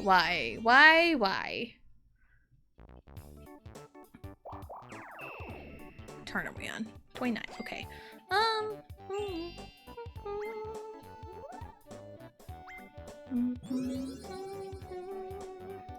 Probably after this turn, need to take a break because I need to go to the bathroom. And I also need to stretch my leg too, but I got caught. Feels like the first time. So I gotta play it for the first time. Again, TTYD is really, really good. Highly recommend it. Like, doesn't matter what version, honestly. But, like, Switch is very convenient to find and pick up. And they did a really good job with the remake. My only nitpicks are just that. They're nitpicks. Extreme nitpicks are, like, my only issues with the game. They're very nitpicky. But that's because it's, like, my favorite game of all time. Like, if they completely remade, like, Twilight Princess from, like, the ground up, like, Vegito would be very nitpicky about it. Even with, like, Xenoblade Chronicles. Because there is that definitive edition. It's up there. Oh, come on. So, but yeah. I would also just say, like, hey, all of the Xenoblade Chronicles games are on the Switch. So if you want to play the series, pick up all the Switch versions. And, like, I even have the original on the Wii. Because that's how I first played the game. That's how my husband first played the game. So, yeah. We don't have the 3DS version of it. But I've got the Wii version and the definitive edition. But I would just recommend just the definitive edition. The Wii version is so hard to find. Yeah, the Wii version is hard to find. I just recommend getting the Switch version. Oh, come on. I'm really good at that one. I really like that one. There's been time, because everyone hates that, the vehicle in the middle. Everyone hates that one. I'm like, I'll do it. Because there's been times where if me and my sister are playing and we're on the same team on this one and she has the little spider thing in the middle and I have something else, I'm like, I'll trade you. I will trade you, and that's what we'll do. We'll trade, and I'll do the spider thing because I really enjoy it. Doesn't give me a second chance to balance. It probably won't last very long because it's tomorrow. So, yeah. 140 hours to finish. I mean, that's kind of how it's looking like for me with X. I'm already over 100 hours into it. But I've really enjoyed X. I've enjoyed X a lot more than I thought I was going to. Bicep Brigade. But we're gonna take a break. We're going to get up, stretch, go to the bathroom, grab a snack, do whatever it is you need to do, and we'll be right back.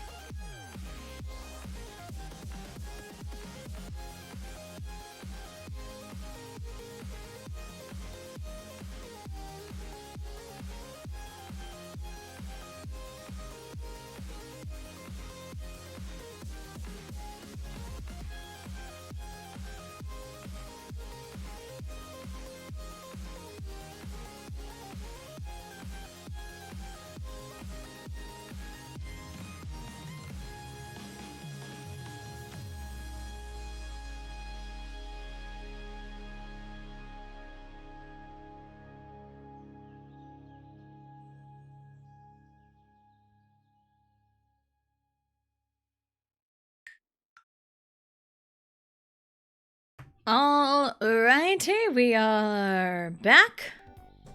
Hey, speaking of Paper Mario. Speaking of Paper Mario, thank you for all the links, Johnny. Thank you. Mario Party 5 break. No, we don't talk about Mario Party 5. No, we don't talk about Mario Party 5. Belcom whack. It always gets a giggle out of me. Belcom whack. Yo, that's whack, dog. Home skilly biscuit, yo. God, if I haven't shown my age before, I definitely have now. I'm a mess. I'm a mess in distress, but we're still the best. Stressed, fearless, say yes, we don't dress to impress. Ooh, okay, yeah.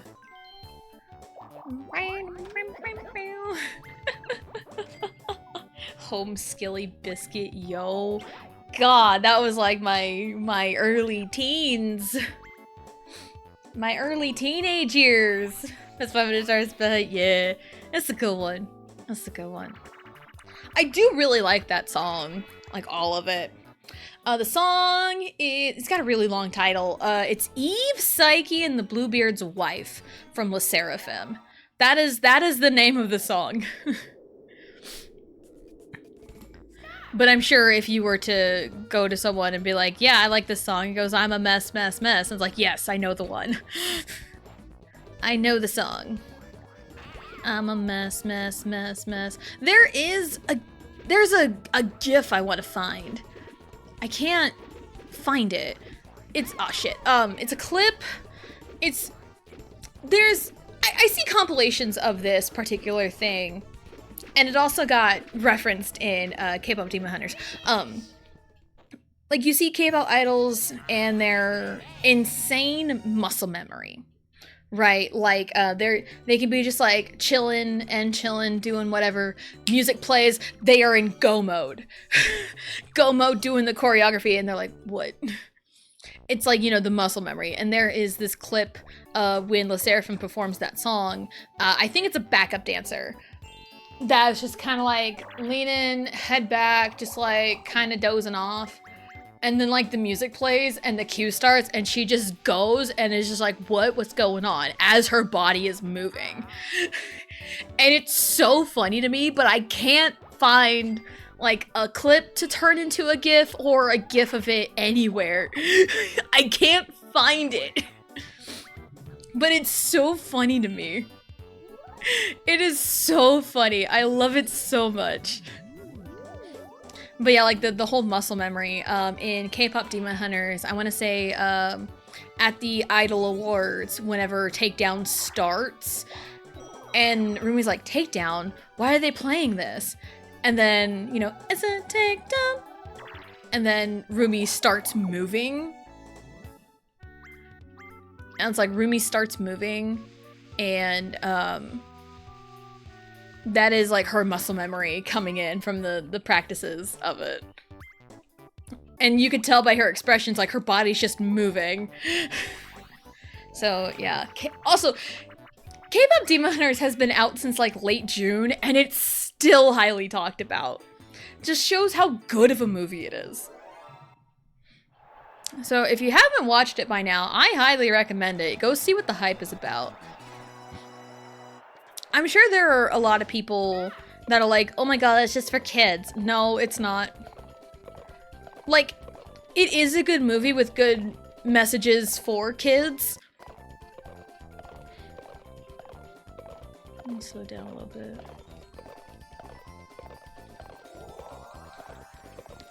But like, it's for adults too. It's the story itself is for all ages.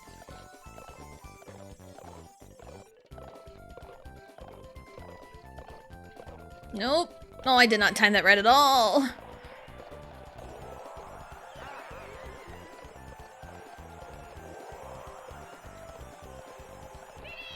I still won. So, yeah. And also, being a K-pop fan of 15 years, I loved all like the nods and references to everything. And I know a lot of people are arguing over who the Saja Boys were based off of. EXO. Like the individual members of the Saja Boys, the creators have confirmed who some of them are 100% based off of. Like Baby Saja's design based off of Jimin of BTS. Especially like the Boy With Love era. And funny enough, yesterday when I got in the pickup to pick up Allie from school, Boy With Love played on the 10 spot on satellite radio. And it was ridiculous. Like, I don't like that song. That song is just not good.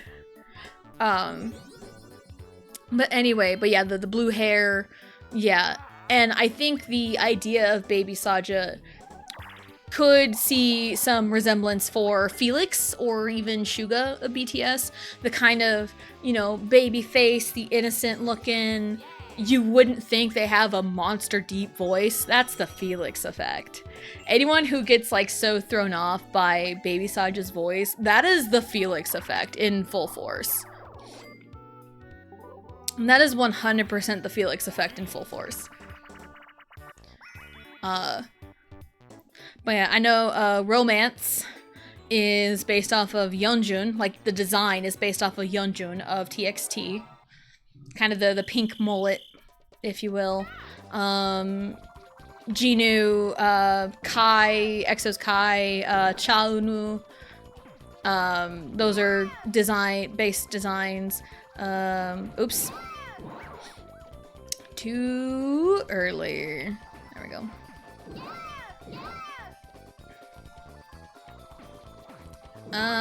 But like the group as a whole and their music, they're just EXO. I mean, when they are first introduced and shown on screen, they're playing an EXO song. They are playing Love Me Right. I mean, Shawty, I'ma party till the sundown. Like, come on, it's EXO. And then it is confirmed that Your Idol, the song, is based off of Mama and Obsession, both by EXO. And I see lots of K-pop fans arguing until, like, they are blue in the face. That, no, they're based off of this group, this group, this group, and they're leaving EXO out of the equation completely. And it's like, hey, EXO is right there. Did y'all forget that EXO were powerhouses back in the day? Because, like, SM sucks, and they love to sabotage their own groups. But, yeah, back in the day, it was, like, EXO and BTS. They were, like, the top, you know? Third-gen kings, if you will. So, but Dragon Quest IV for DS. Of course, I felt my controller vibrate. Strategy guide? Ooh, nice! Anything that, like, includes, like, a strategy guide. That's awesome. But also, I can't really get mad at that play. That was a really good play right there from Waluigi. Can't really get mad at that. The warp block play, if you will. Where even was he? I wasn't paying attention to that part. I'll find out on my turn. But yeah, it's like everyone argues about like the Saja Boys and who they're based off of. They're based off of EXO.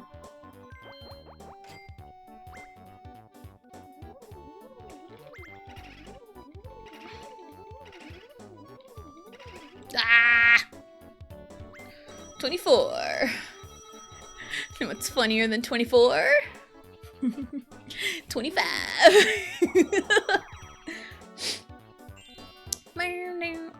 I mean, if I roll high enough, it ain't bad. If I roll high enough, it ain't bad. Yeah, right. Yeah, right.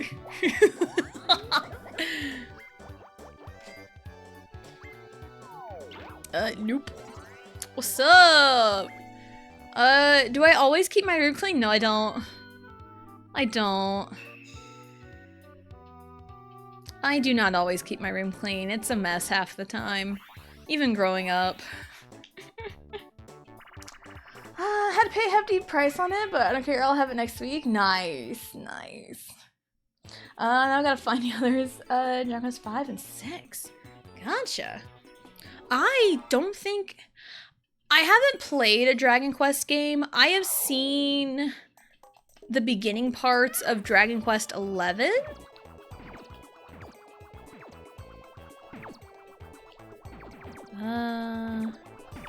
Oh shit. Oh, I'm sad. Close my eyes.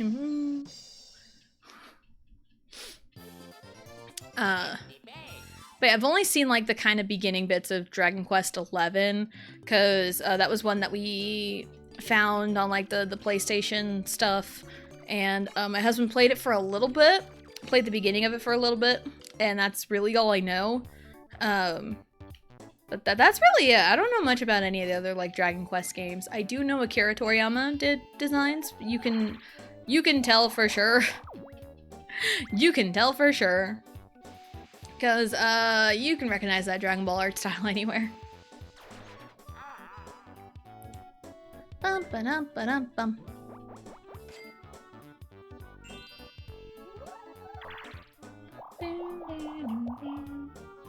Love finding Dragon Quest DS games for a price. Yeah. I would imagine they'd cost a pretty penny. They'd probably cost a pretty penny. Well, I have Google in the palm of my hand. Dragon Quest.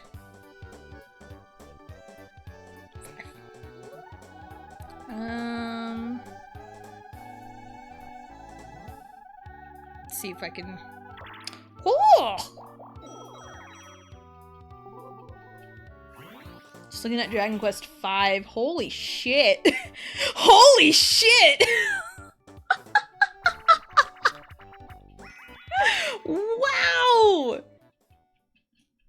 Just Google Dragon Quest V. I see $100, $200, probably depending on like all that's with the game and how good of condition it's in. Wow. Just surface level Google search is like, holy shit. I don't know if I ever want to spend that much on a single video game. Man, that is crazy. Crazy prices. And that's like just Dragon Quest V, because I'm like, I'll just Google 5 and see what shows up. That is crazy. Insanely expensive. Yeah, I saw that firsthand. Holy shit. That is crazy. And again, like, I know like older games, you know, are starting to get like more expensive. But man, some of these games, I think I talked about it the other day, the DS Pokemon games.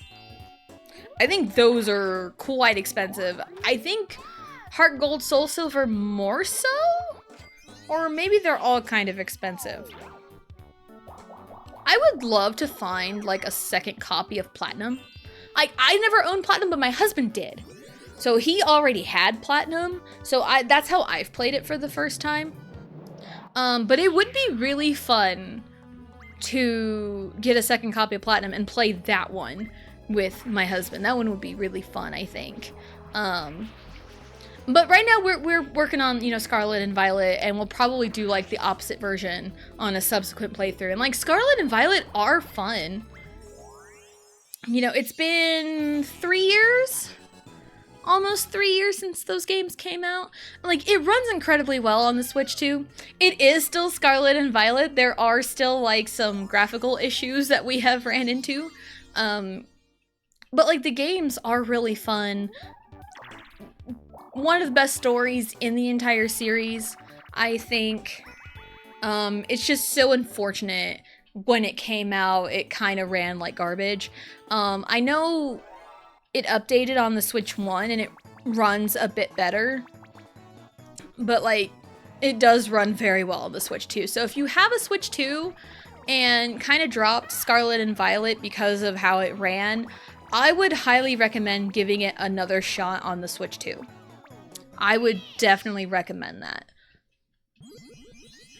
Because the reason my husband dropped Violet, because he started playing it, and I don't think he ever finished it.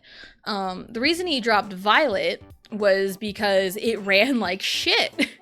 And it was too distracting of it running like shit.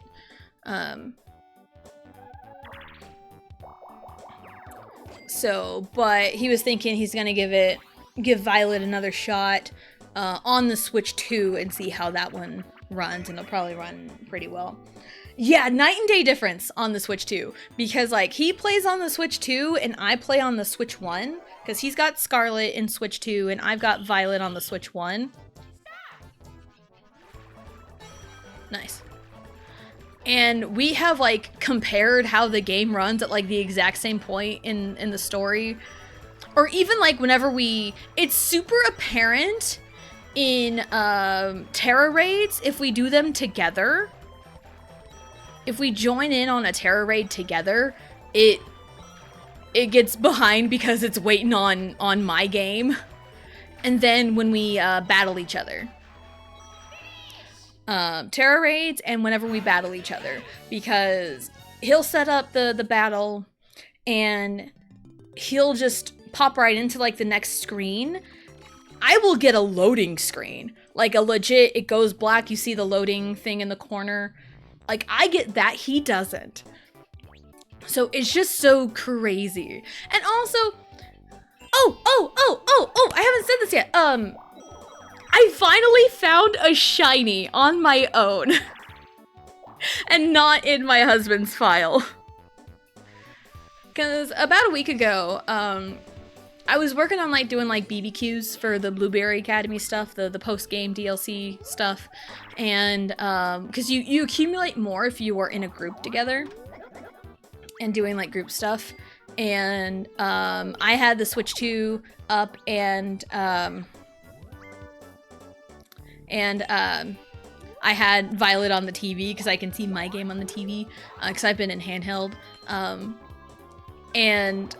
While doing that, I looked on the Switch 2 on my husband's profile and I see a freaking shiny Chansey. And it's like, are you serious? Like, I find shinies on my husband's profile, but not mine. And then, what day was it? Saturday? I think it was Saturday or Sunday. I had finally found my own shiny, and it was a shiny Tyrogue, who evolved into a shiny Hitmonchan. But yeah, I just stumbled upon a Tyrogue outbreak in like the canyon biome in the Blueberry Academy, and it was like, hey, here's an outbreak of Tyrogue. I'm like, okay, and it was a good chance to train up my Gardevoir. So I was just like going through the outbreak, and like right at the end of it, I see the shiny Tyrogue, and I was so excited. I was like, when you messaged her about it was Sunday? Okay, yeah. I couldn't remember what day it was. But yeah, I was so excited. It's like, oh my god. And it's like 4 playthroughs of Scarlet and Violet, and I had only found one shiny, and that's that Tyrogue. Like, the easiest games to get shiny Pokemon, I've only ever found one in the 3 years it has been out. Insane. It is so insane to me. My husband's found a few actively shiny hunting with, like, you know, the Herba Mystica sandwich powers. And then on the Switch 2, he had found, like, 2 full odd shiny. 2 full odd shiny. One he has on his team. He found a shiny Larvitar, and then it evolved into Pupitar, and shiny Pupitar is purple. And so we both affectionately named it Purpletar. Purpletar. Beautiful nickname, actually. Like, so beautiful that he changed the name on the Tyranitar and named it Purpletar. Because he doesn't nickname his Pokemon. Like, if he's going to nickname it, it's gotta be, like, for a damn good reason. And, Purpletar just stuck. But I gotta drop some money to get my hands on Dragon Quest V, and yes, I'll do it, yeah. Just, make sure you won't break the bank doing it. And it's one of those, sometimes you never know. You can be totally fine financially until, like, you're not. Because, about a month ago, Um...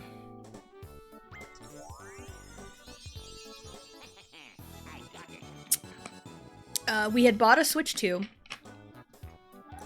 And literally the Thursday after, we needed a new battery for the pickup. And we had to drop like $300 on that.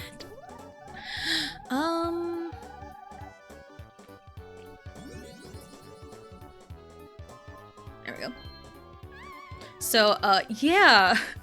And it's one of those, if we hadn't have bought a Switch 2, we would have been fine financially, but it's also another one, how are we supposed to know the pickup was going to need a new battery? Because, like, financially, we were going to be okay, buying a Switch 2 when we did, and everything was fine, but then the pickup decided to kill its battery. But yeah. But yeah, life happens a lot of times. We can go down.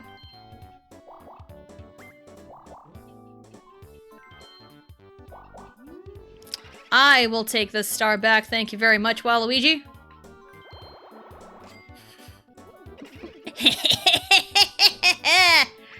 Anyway. Yeah, I'll take that, Waluigi.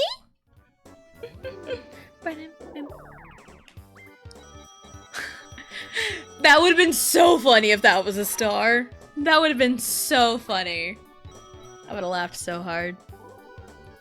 See the lowest they can go. Yeah, definitely like pull out your snazzy bargaining abilities. I don't know how good I would be at bargaining. I'd probably be really bad at it. Life went, oh, you're financially building up saving? Well, if you need a new Cadillac converter for your car, that'll be $1,700. I know, right? It's like, yeah, you just bought a Switch 2? Well, here you go. Here's financial ruin. And the thing is, sometimes there'll be like signs leading up to you. Oh, shit, that was my bad. There'll be signs leading up to you needing like a new car part. Like something will kind of start to go bad. There was literally like no sign of anything wrong. There was no sign of anything wrong with the pickup until the day I tried to pick up Allie. Because we were playing Peak. It was like my first time playing Peak with a group. And I'm like, yeah, I'm gonna go, because it was like 5:40. I'm like, yeah, I'm gonna go pick up Allie from her after school program. It'll be like a real quick, up and back, and I should be back in no time. And then the pickup wouldn't start.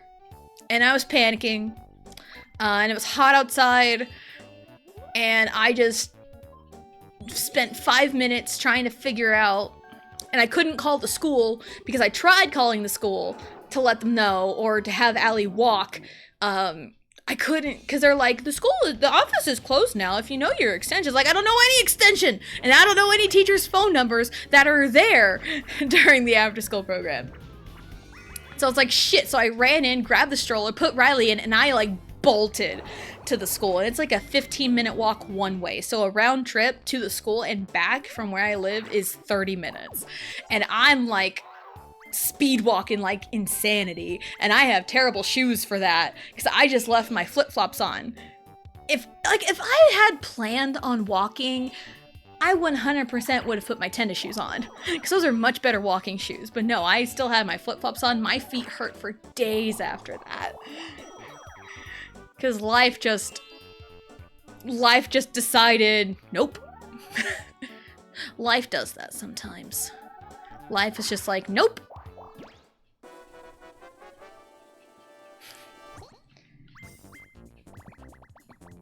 Bam, bam, bam, bam, bam. And that's our question of the day. What's your favorite genre of media? Like, I say that to phrase it like, because there's like genre of books. Do you like to read books? If so, what genre do you go for? If you like watch TV shows, what genre do you watch? Like crime shows, fantasy, rom-coms, or like movies even, animated, whatever. So it's like, what kinds of like stuff do you like to consume? What kinds of media do you like to consume? Like, supernatural powers and, like, crime shows are kind of, like, my go-tos. Because, like, any, like, TV show is usually, like, a crime. Me and my husband will generally gravitate towards, like, crime shows. Even though some of the latest, like, K-dramas we've watched have been more on, like, the romance side of things. Because we've watched Business Proposal, we watched King the Land. We started watching Bon Appetit, Your Majesty. It's a new one. I think all the episodes are out now. We watched like the first 2 episodes? 2 or 3, I can't remember. But, yeah. And then like there's other like crime shows we've watched. We've watched The Uncanny Counter, we watched The Good Detective, the first season of it. You know, more like crime action shows, so it's kind of what we gravitate towards. And there's other like supernatural power stuff, mythology. We watched The Sandman. It's on Netflix. There's 2 seasons of it.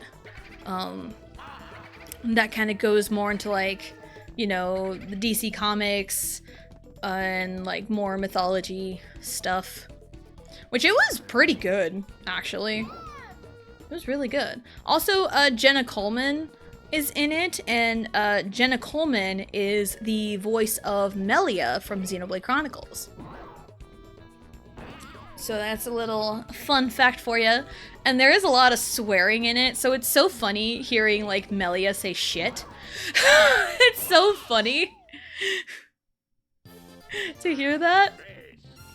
But yeah, yeah, that's pretty good. Yeah, that one's on Netflix. There's 2 seasons of it. It's pretty good. It's pretty good. There was one episode in season 1 that was just so brutal and insane. And it was just like, whoa. Because, like, it's not for kids, for sure. Because there's, like, violence, there's nudity, there's themes of sex and, you know, stuff like that. So it's definitely not for kids. And there was one episode that was like, holy fucking shit. He has 11. I just guessed. I wasn't paying attention. How many items can you carry? 3.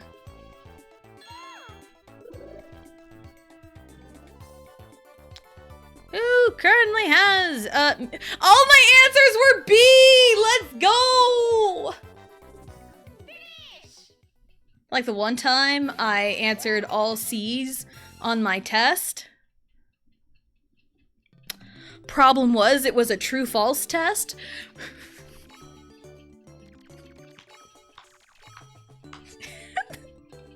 Such a stupid joke. But that's one of my favorites to tell. It's like, yeah, there's this one time on a test I answered all C's. Problem was, it was a true-false test.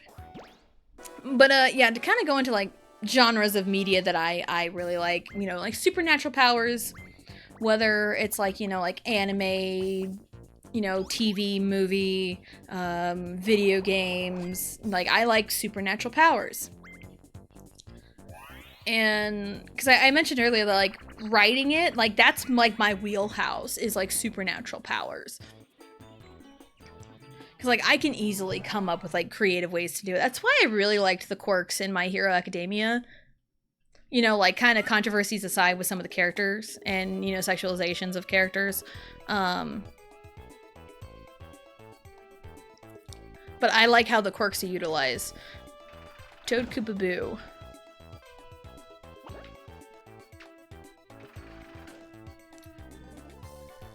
So, like, I like how the quirks are utilized and the strengths and the drawbacks. That I love that. That's why I really liked My Hero. We haven't finished it yet. But, like, the utilization of these powers is what I was so drawn to. And, you know, like, stuff like that. And, like, there's, I talked about it. Blue has mentioned it before, because, like, that's, like, the one factoid she latched onto. Is I wrote a Supernatural AU fanfiction years ago. I was, like, 17, 18, because I was, like, between high school and college when I started writing this. And I tried going back to it.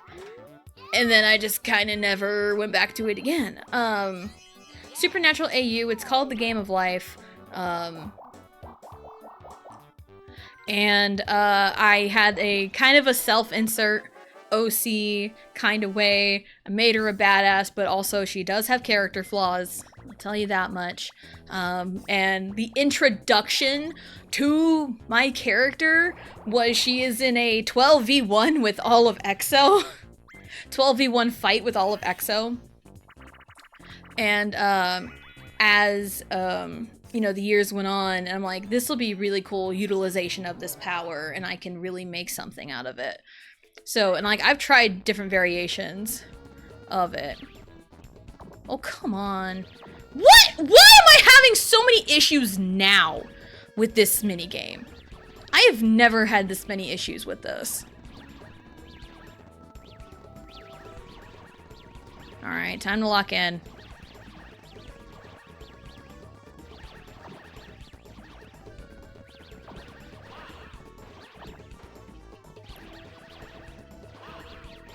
We locked in. But yeah, I've tried different variations of it. There was one where I attempted like an interactive story because I was I was really enjoying like those kinds of games, like the interactive. The decisions you make affect things, like The Walking Dead, Until Dawn. I really like those, so I'm like, I'm gonna try to do that in a story because I see those from time to time. You know, on fanfiction sites and stuff.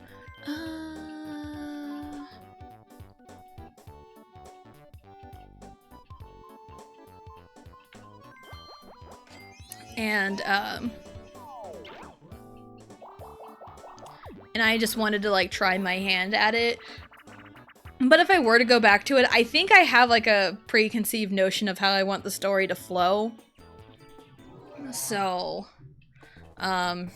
I wouldn't do the interactive part again, but I would just kind of take the basis of the story and go with it. And it goes into BTS. Because at the time I wrote it, I, you know, liked BTS. So I used it, and it was like a, you know, I had my own like self-insert character, but like there was a certain backstory to it. And it was one of those things like her, like my character and, you know, two childhood friends, Jimin and Taehyung, you know, Jimin and V. Because all born in 95, that's kind of what I latched onto.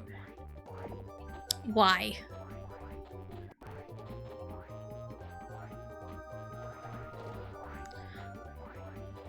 And so it was like a, oh my god, why am I struggling on that jump?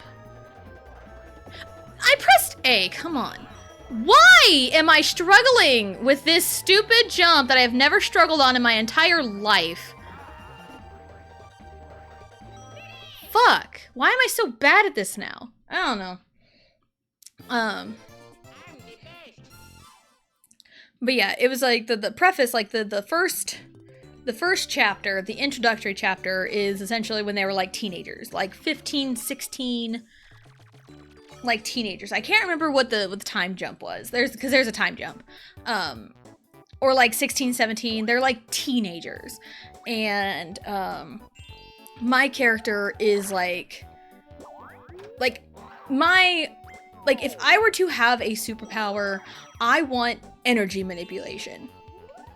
Kind of like, think Starfire from Teen Titans, but like a bright blue energy. Like, yeah, purple's my favorite color, but I've always envisioned bright blue energy.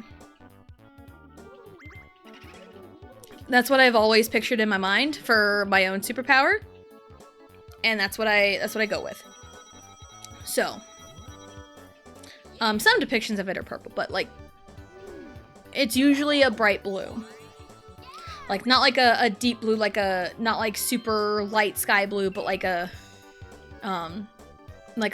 bright blue. So that's usually what I want to go with. And there's like specific applications that I can use it for. And so in the beginning of this is, you know, the group is teenagers, so there's my character, there's Taehyung, there's Jimin. Taehyung has aerokinesis, which is wind manipulation, and Jimin has pyrokinesis, which is fire manipulation. And they both have different utilizations in combat.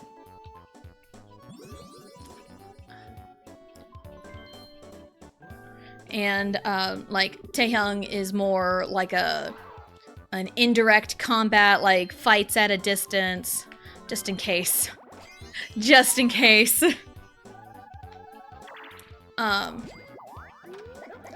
And Jimin is more of like a direct combat. Like direct combat's more like, you know, like hand-to-hand combat. Indirect's like using your powers at a distance or like long-distance weapons.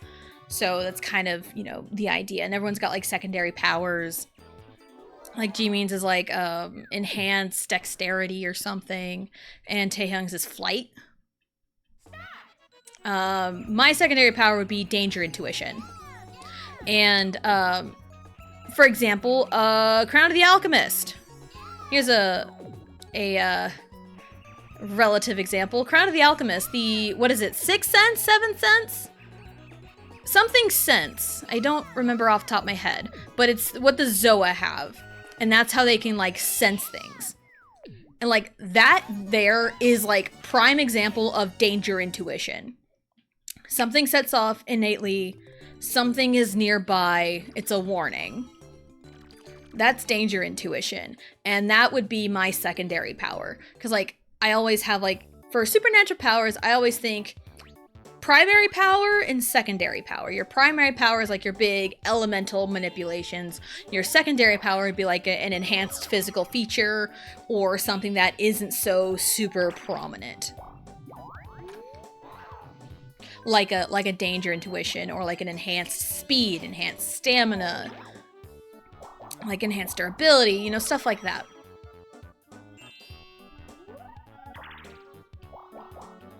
So yeah, that would be like my secondary power. But anyway, like the beginning is like, oh, the trio, you know, is doing fine. They all spar with their friends. Everyone has good control of their powers. But my character is like, I have like no confidence in any of this. Like, my powers can only do so much. Like, all I would use it for is just like, you know, like a beam here and there. Like, no real like handle on the functionality of the powers. And so later on in this first chapter, there's like a big robot attack of like a big bad type thing. And I already have items.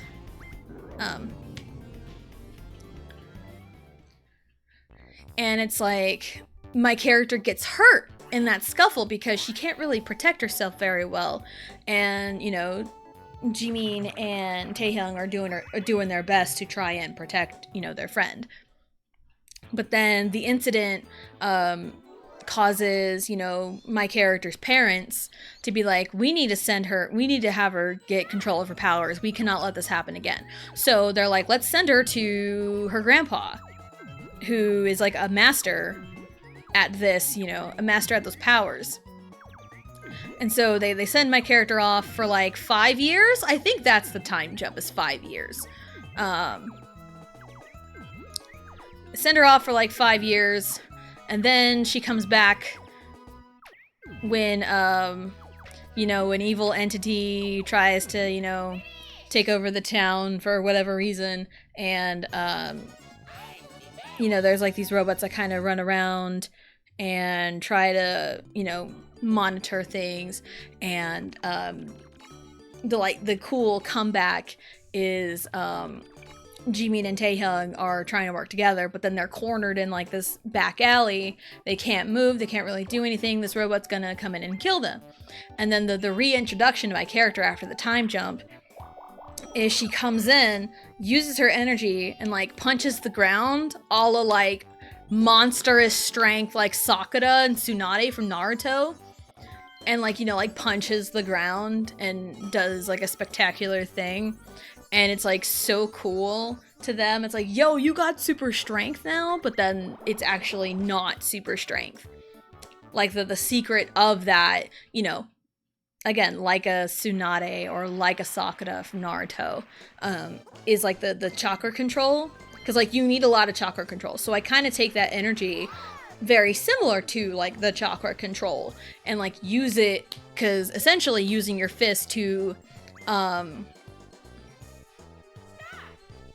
discharge the energy out of your fist to like rubble the ground to make it look like it's super strength.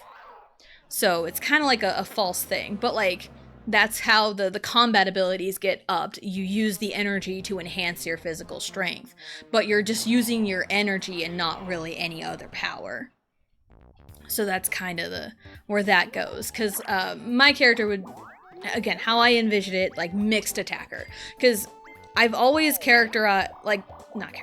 sorted combat styles into one of five different combat styles. There's indirect attacker, direct attacker, mixed attacker, tanker, and healer.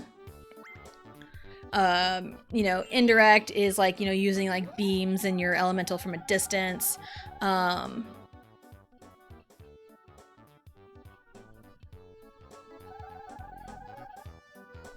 Sure, I got nothing else to use this on.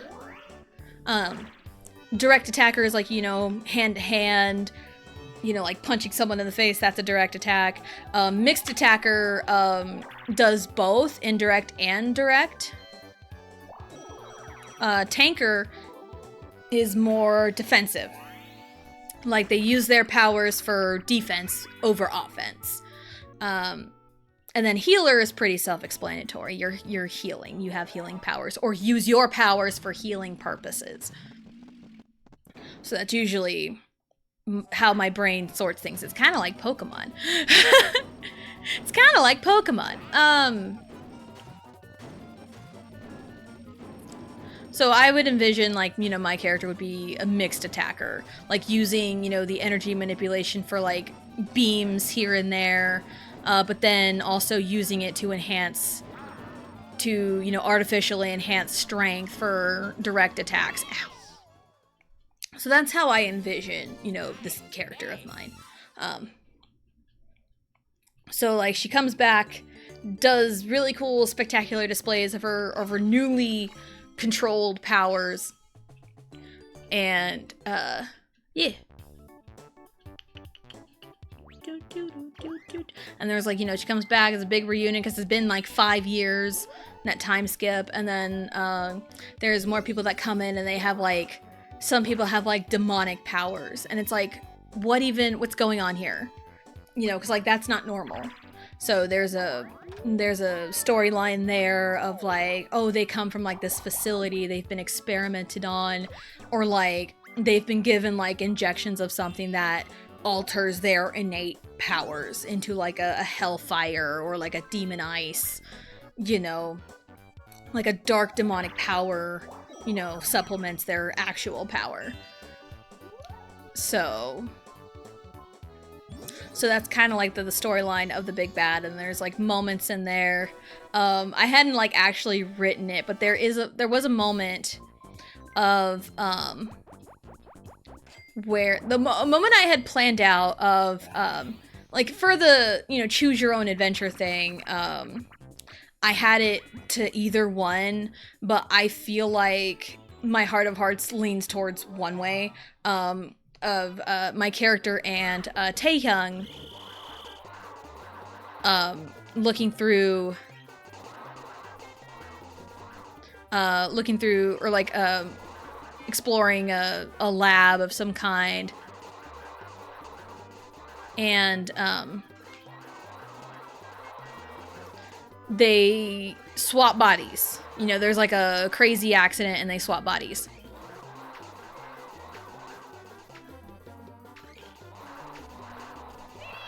And they try to attempt to control each other's powers. And again, everyone's different, and everyone has like different innate abilities that work differently. So it's like my character's trying to figure out Taehyung's wind powers, and it's one of those, it's like Teen Titans, the episode where Starfire and Raven swap bodies. It's like their innate powers work differently, like work completely the opposite of one another. So it's like Taehyung's ability, he has to kind of like shut his mind off and like not like shut his mind off and relax. And then my character's ability, you have to have intense focus of your energy. Like to get that super strength, you need to like completely focus and pay attention to where your energy is so you can concentrate it and release it. So, you know, it's like stuff like that. And in Taehyung's mind. Oh fuck. I'm so bad at that. It's fine. It's fine. So like Taehyung thinks like, oh hey, you have cool super strength, we can get us out of here. And he attempts to punch the wall, and you know, like my character, you know, swap with Taehyung. It's like, no, wait, please don't do that. And he punches and nothing happens, and it like hurts his hand. Or like hurts the hand, and it's like, no, what are you doing? That's not how my powers work. And there's like a big heart-to-heart moment and explanation. So it's one of those like bonding moments. And then knowing how, you know, each other's powers work, they are able later on to do like a really cool combination attack, which makes Jimin jealous of their bond, because you know there's like love triangle elements here, you know, the childhood friend trope, you know. Thank you for the Hydra and the posture check. Thank you.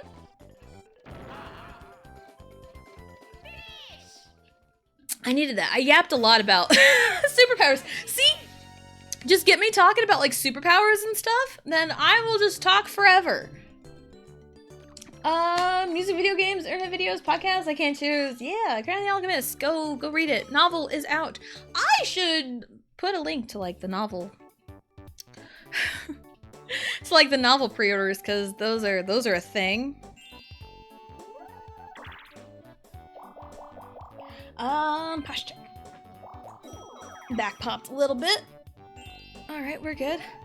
We need to get going, because it's like, damn, I don't got much time left. It's fine. I like the promos for the Coda novel, looks cool. Yeah, I would recommend it. Totally, because like I was a beta reader for Coda, so I know the behind the scenes stuff. And I said this earlier, Blue working on you know, the novel and the writing really kind of helped me keep going with mine. So yeah, it was just a nice little nod there. Reverse mushroom. Looking forward to the reading stream. Yeah, I'm so excited for this one. I need to finish editing it. I think the only things I've said about it are Felix is the main guy. It's got superpowers, not super combat heavy. There are moments of combat, and I accidentally wrote Xenoblade. Again, I'm not gonna say which Xenoblade I accidentally wrote, but I accidentally wrote a Xenoblade. Dang it. I tried to get you. Oh, I tried to snipe it. Whee! Huh. Dang it. Huh. Ooh, don't stop on a dime. Don't do that. I want to continue it. Oh my god, stop finding them!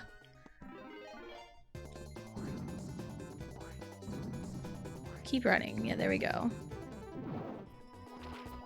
How does he keep finding them? Are you serious right now? That is insane that he keeps finding them on the... What?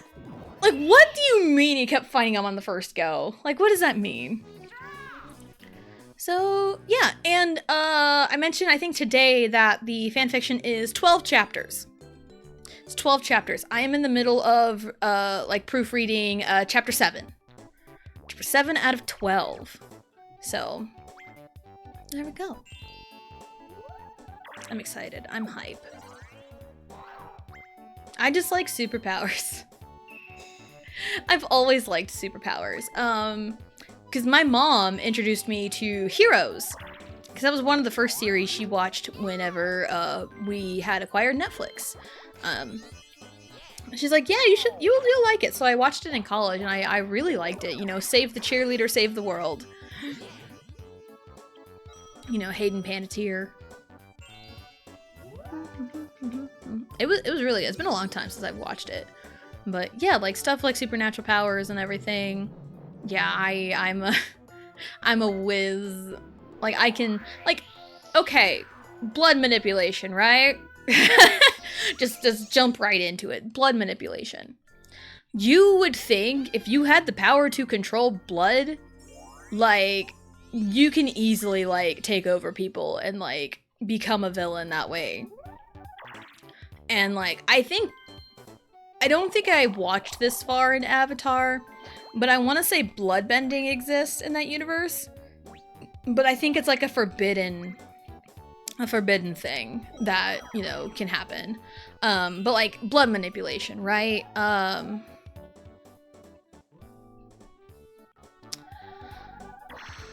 don't know what to do, man. You would think, yeah, you would use it for like villainous purposes, right? But in the fanfiction I tried to write before the current one, there was a character who was a healer that had blood manipulation. And it's like, yo, blood manipulation is like, could be so beast in a healing, you know, setting. Like use it for healing instead of, you know, attacking and control.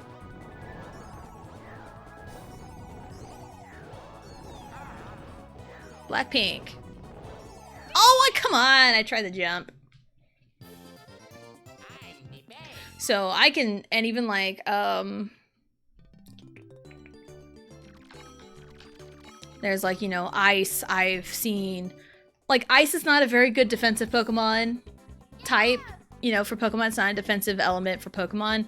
But like, I have created a character that has, you know, the power of Ice, but like, their ice is like super dense and they are a tanker. You know, I can use ice defensively. Standard last 5 turns procedures. All red and blue spaces are double. If you land on the same space as your opponent, you get to duel them. Anyway, I have to do it. I'm obligated. I'm contractually obligated to go over the last 5 turns procedures.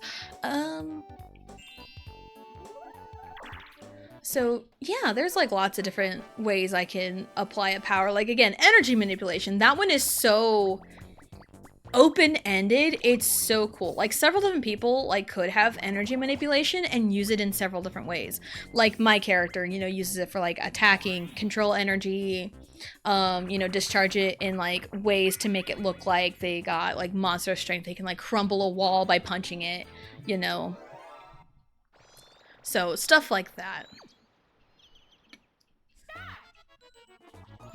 And energy manipulation could also be used to like, you know, help power up stuff. You know, other ways you can use it to heal by giving your energy to someone else to help. Shit! Oh, it was the next one! Boo.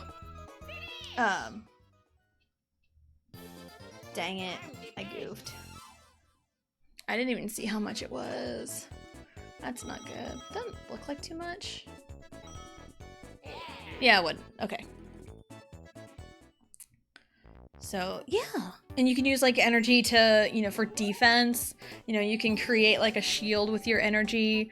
You know, like, there's different ways to do it. And I just think it's really cool.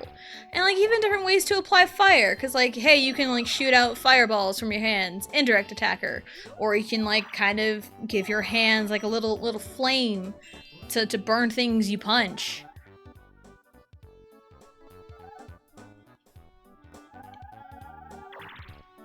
So, yeah, there's several different ways. There's been several different instances where I can steal his money. I just don't.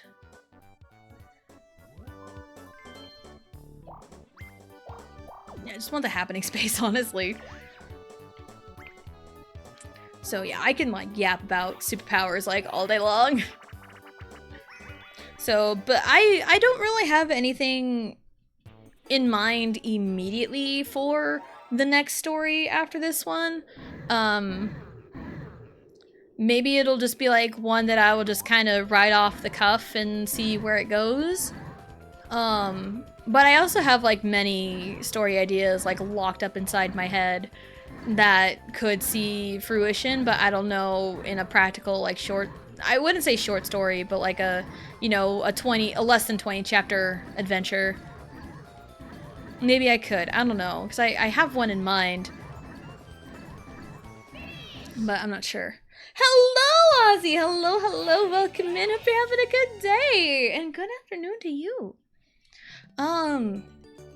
So yeah.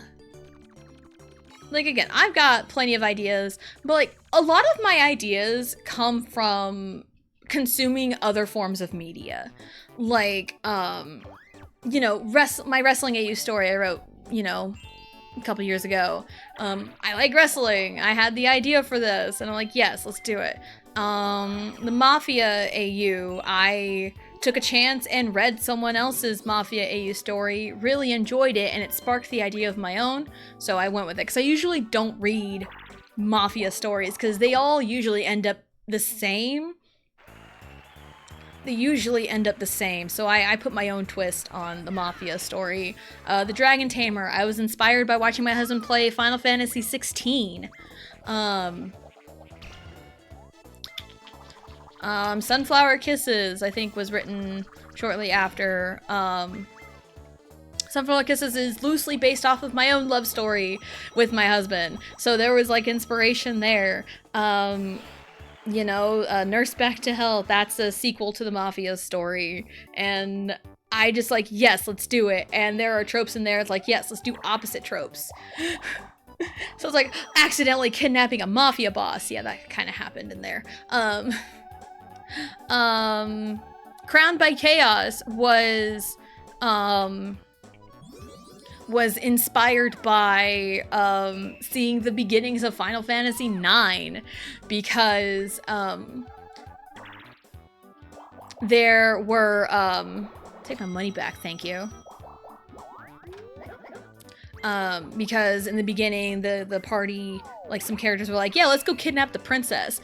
And in my mind, seeing it, because my husband played the beginning of it, and seeing it, I'm like, what if a group of people kidnap a prince instead of a princess? Because it's always a princess that gets kidnapped. Like, it's always a princess. Like, why can't it be a prince? And why can't, like, a female kidnap a prince? So I'm like, yes, let's do it. And that's kind of how Crowned by Chaos started. And this one, the one that we will read soon for the 500 goal that has been recently finished, it was inspired after watching one of the Harry Potter movies. Kind of. But then it's one of those, I accidentally wrote Xenoblade. So there's, throughout, like, it was, I initially got the idea. Like, the idea sparked in my mind after watching a Harry Potter movie. I don't remember which one, though.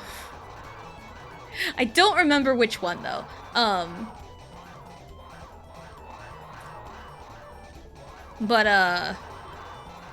like, the more I, like, you know, proofread and edit, I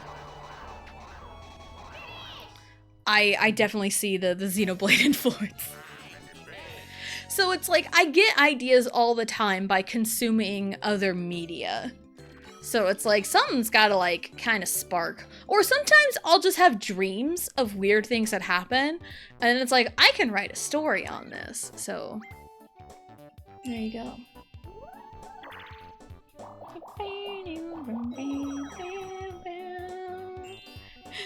Life's always been your favorite cereal or board game. That's funny. Or prison sentence. Why can't a baseball player be kidnapped by a unicorn instead of a princess by a dragon? I know, crazy, right? That is insane. Why can't it? That's the beauty of being an artist and a writer. You can literally make anything come to life. It's crazy. It's like, oh, if I want a baseball player to be kidnapped by a unicorn, I can write that. Like, I have the power. Oh my god, why? What's happening? I hate this. What? I was going straight to the right. Oh my god, I don't understand. It's gotta be something in the controller. Because I only have this issue for Switch Online. Like, what? I'm trying to get a good run and going, and nothing. I'm getting nothing for my troubles. I don't understand. It's fine. It'd be hard for a unicorn to kidnap anything. Most would want to go willingly. Yeah, it's like you see a unicorn just like walk up to you and just like start talking in like this real deep voice. It's just like Felix. It's essentially Felix. If Felix of Stray Kids walks up to you and is like, hey, let's go somewhere, you would be like, yes, take me anywhere. I will follow you to the ends of the earth. You could be like a serial killer for all I care, you know, just take me. Just take me, I'll go with you.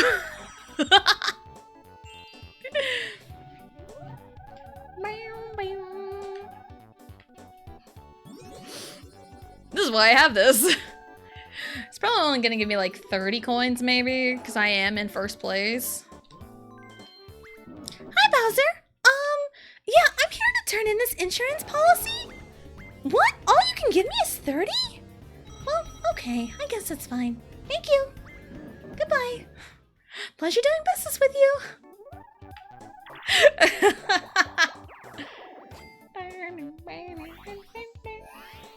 I'd be like, where are we going? You don't have a choice in going with you. Yep, no choice in the matter. None. None choices.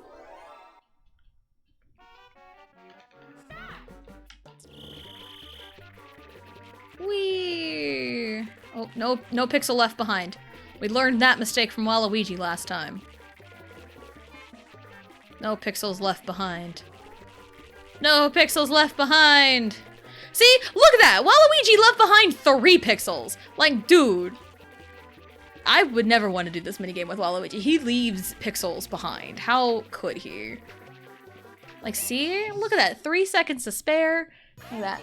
I shared a dream I had this week where I was watching our stream and started to feel an earthquake, and then I see the video feed shaking, and you said, Blue, why is the screen shaking? We were feeling the same earthquake despite being several states away. And I started to hear sirens, but you still continued Mario Party with a shaky screen. I would do that. I would 100% would do that. It's like, oh, there's an active earthquake? Well, let's just play Mario Party. Because, like, in the event of an earthquake, what are we doing? And, like, earthquakes in Kansas happen. And, like, there are some where it's like, oh, there was an earthquake. It was crazy. And it's like, I don't know what you talked about. I have legit experienced an earthquake because when I was in the hospital after having Riley, like, one morning at, like, 7 or 8 a.m., there was kind of like this loud boom noise. And I wasn't sure what it was. And the nurse was like, oh, another earthquake. I'm like, that was an earthquake? It's kind of crazy. And I'm sure things like legit start shaking when you get to like, you know, the coast areas like California, you know, San Francisco is known for earthquakes, but like, yeah, you get, you know, close to that. It's like, yeah, earthquakes can happen in Kansas, but like, it's not very often that they do. And I think even when they do, they're not like super crazy. That would be terrifying. Think how big that earthquake would have to be. I know. Dang tectonic plates. Dang dishes. I always ask for a refund for my pizza if there are pixels missing. Exactly. We haven't been in Seattle, but it's been a few years. They're scary. Yeah, I'm sure they are a lot worse than they are here over in that area. There have been so many battles. It's like, can this stop, please? I need to pick up my child in 15 minutes. Can this end, please? Of course, when I'm like timed, it's like, nope. Locked out? All right, time to lock in.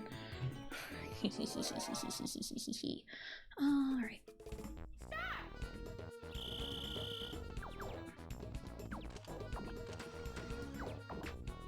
Anyway. Alright. It's like, what in the Squid Game? Oh, Wario took a swing at me! Oh, please! Please! No, no, no! Aw, dang it, I was hoping to win.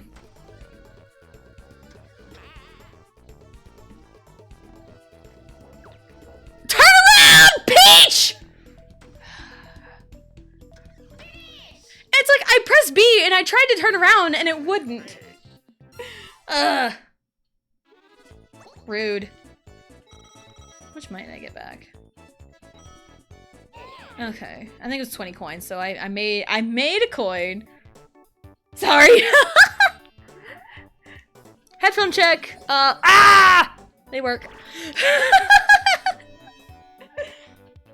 Sorry about that.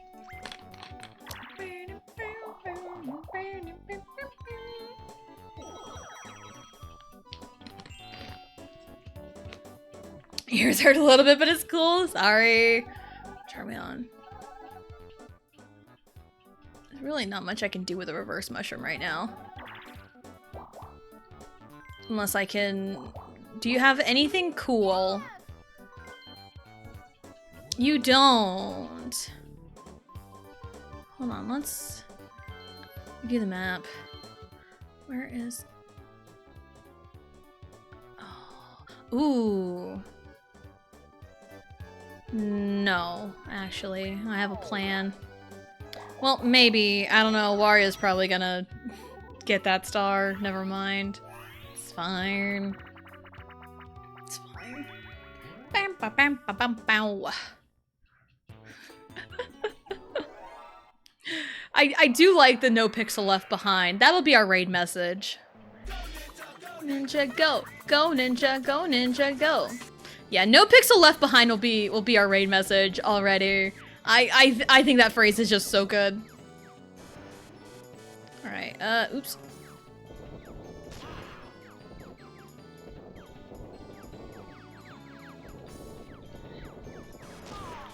Huh?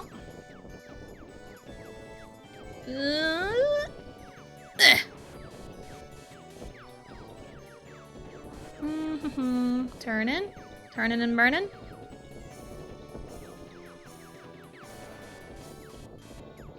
All right. This is put in right here. I mean, I just need to survive, really. And I'm right behind you, Wario. Yeah, I just need to survive. And I win. Bitch. I'm the best! Oh my goodness. Dun dun dun dun dun dun dun dun dun dun. Woo! We got one turn left. Oh man, let's hope.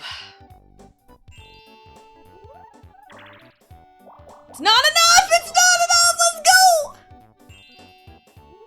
Alright. I don't even know where Waluigi is. I don't know. Bum, ba, bum, bum, bum. Oh, he's right there. Oh, also, I'll show this off. My turn. One of my favorite little tidbits about this board is it's in the shape of a Monty Mole. Like up at the top left in the bad tree, that's his nose. The little loop right there on the bottom right's his feet. You know? So, yeah. Hit me! Hit me, baby, one more time. That is literally just enough. That is literally just enough. Oh, that's so funny. Oh, we have an ad break. Oh, shit.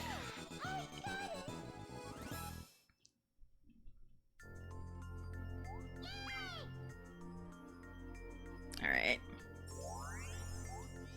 There we go. And I can land on a happening.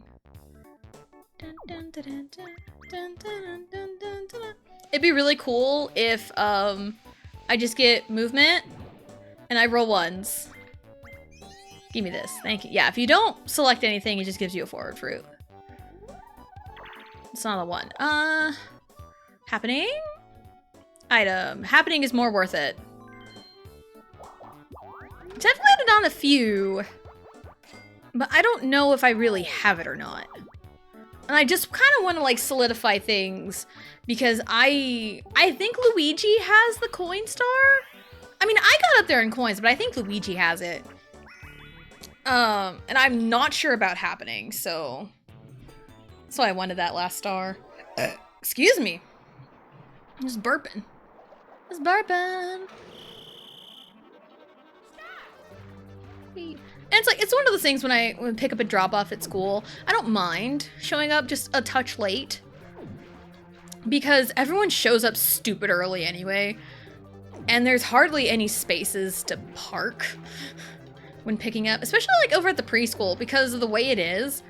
It's like, preschool is kind of off to the side, but it's on the same street. How did I drop back? What do you mean I dropped back from that? That's rude. Preschool, the street preschool pickup and drop off is like it's on the same street as like when you pull in for the pickup and drop off lane for like the other grades, like right in front of the school, and it gets so clogged in that spot. It drives me nuts. And then not to mention there's like hardly any spots like on the street to park, because we have to park on the street for preschool. So it's like I have to loop around anyway to even find a dang spot. So it's like I'm better off showing up like a touch late, but I don't want to be like astronomically late, because with preschool you have to go up to the door and pick up your child. Like it's like that at the school anyway. They have to like see the parent there before they can go, but at Allie's school it's like the kid's kind of responsible for their own, oh, I have it, okay, for their, you know, whatever vehicle they have to go in. Clean sweep! Clean sweep! What was I worried about? What was I worried about?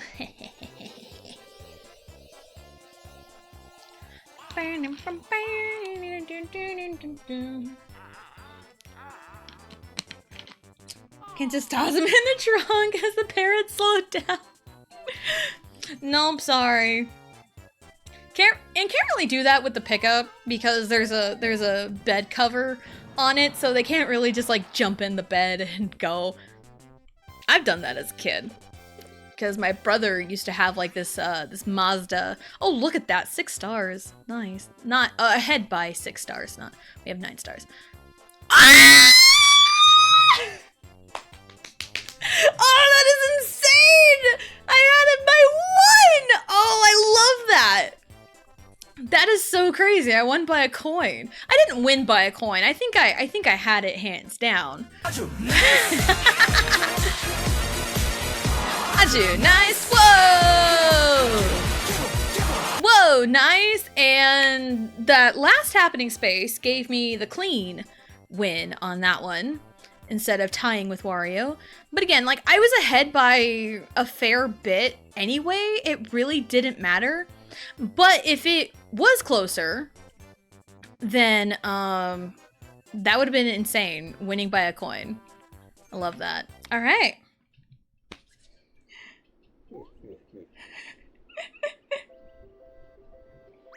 I mean, put some pillows down. Safety first, of course. Yes, of course. Safety first. I didn't turn on my volume. That one was my fault. Oh, that's funny. But I do have to go in like a couple of minutes to head over there because Riley's school is like across town from me, and Allie's school is a 15-minute walk for me. So, because they go to 2 different elementary schools, because that's how it is. Because one school is like pre-K through 2nd grade. The other school is 3rd grade through 5th grade, and the middle school is 6th through 8th, and then high school is high school. So, Riley started preschool this year. She's been doing pretty good. She's been doing really good at preschool. We've had good days. We're doing great. So, yeah. But then, you know, school is all the way across town, so. But, today, aw, thank you, Johnny. That means so much to me. I was like, I lurk in lots of streams. So, who is, not many people I follow are live right now. It's what, Thursday?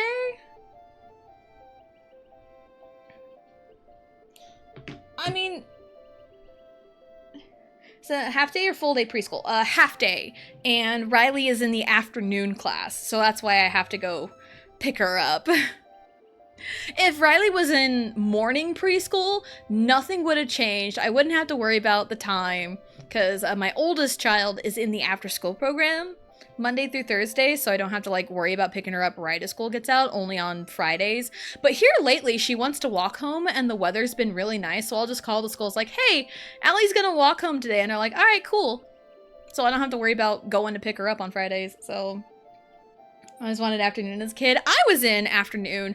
I put down the preference for morning for Riley because Allie was in AM preschool.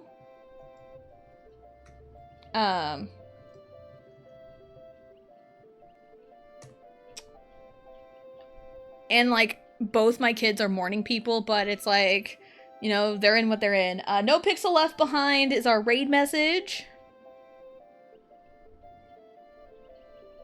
That's not exclamation part.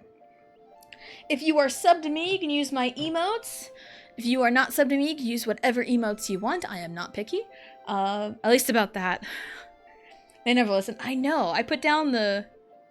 Yeah, when you request preferences, yeah. It's like, I put down preference for AM, but like, they put her in PM. It's like, okay, whatever, she'll do it.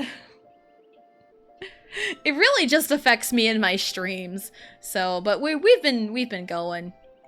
So, tomorrow is Friday. Tomorrow, I mentioned it today. We're gonna be starting TTYD. I'll probably put up another poll in the Discord because I put an old school versus new school poll, and old school won. But like, now that we know it's TTYD, I'll put in some more details on the poll and see what version people would want to see. Would we want to see the original TTYD played or the remake again? Because I've played both of them on stream before. So, and I want to play TTYD. It's my favorite game of all time, and I have no preference on which version I play. So, we'll do that. So TTYD will start tomorrow. Monday we come back around to Xenoblade Chronicles X. We'll do more Chapter 13 stuff. And then Tuesday, Thursday, Mario Party 3. Let's go. So we're gonna go raid Master Max 165. No Pixel Left Behind is our raid message. And, yeah, coming up, there's going to be some, like, weird no-school days, because parent-teacher conferences are in a couple of weeks, and I think there's no school next Friday on the 17th, so, I mean, I'll mention when streams will have a later start time, but I know coming up there's going to be some weird no-school days, and whenever I finish proofreading and get a final word count, for the fanfiction, I will plan a day to read it. It may be on a Wednesday, it might be on a Friday. I don't know. We'll find out. But, yeah, that'll be it for today. Thank you everyone for coming out and hanging out. Hold on. Mondays are Xenoblade Chronicles X, Tuesdays and Thursdays are Mario Party 3, and Wednesdays and Fridays are going to be TTYD. So thank you everyone for coming out and hanging out, and we will see you next time.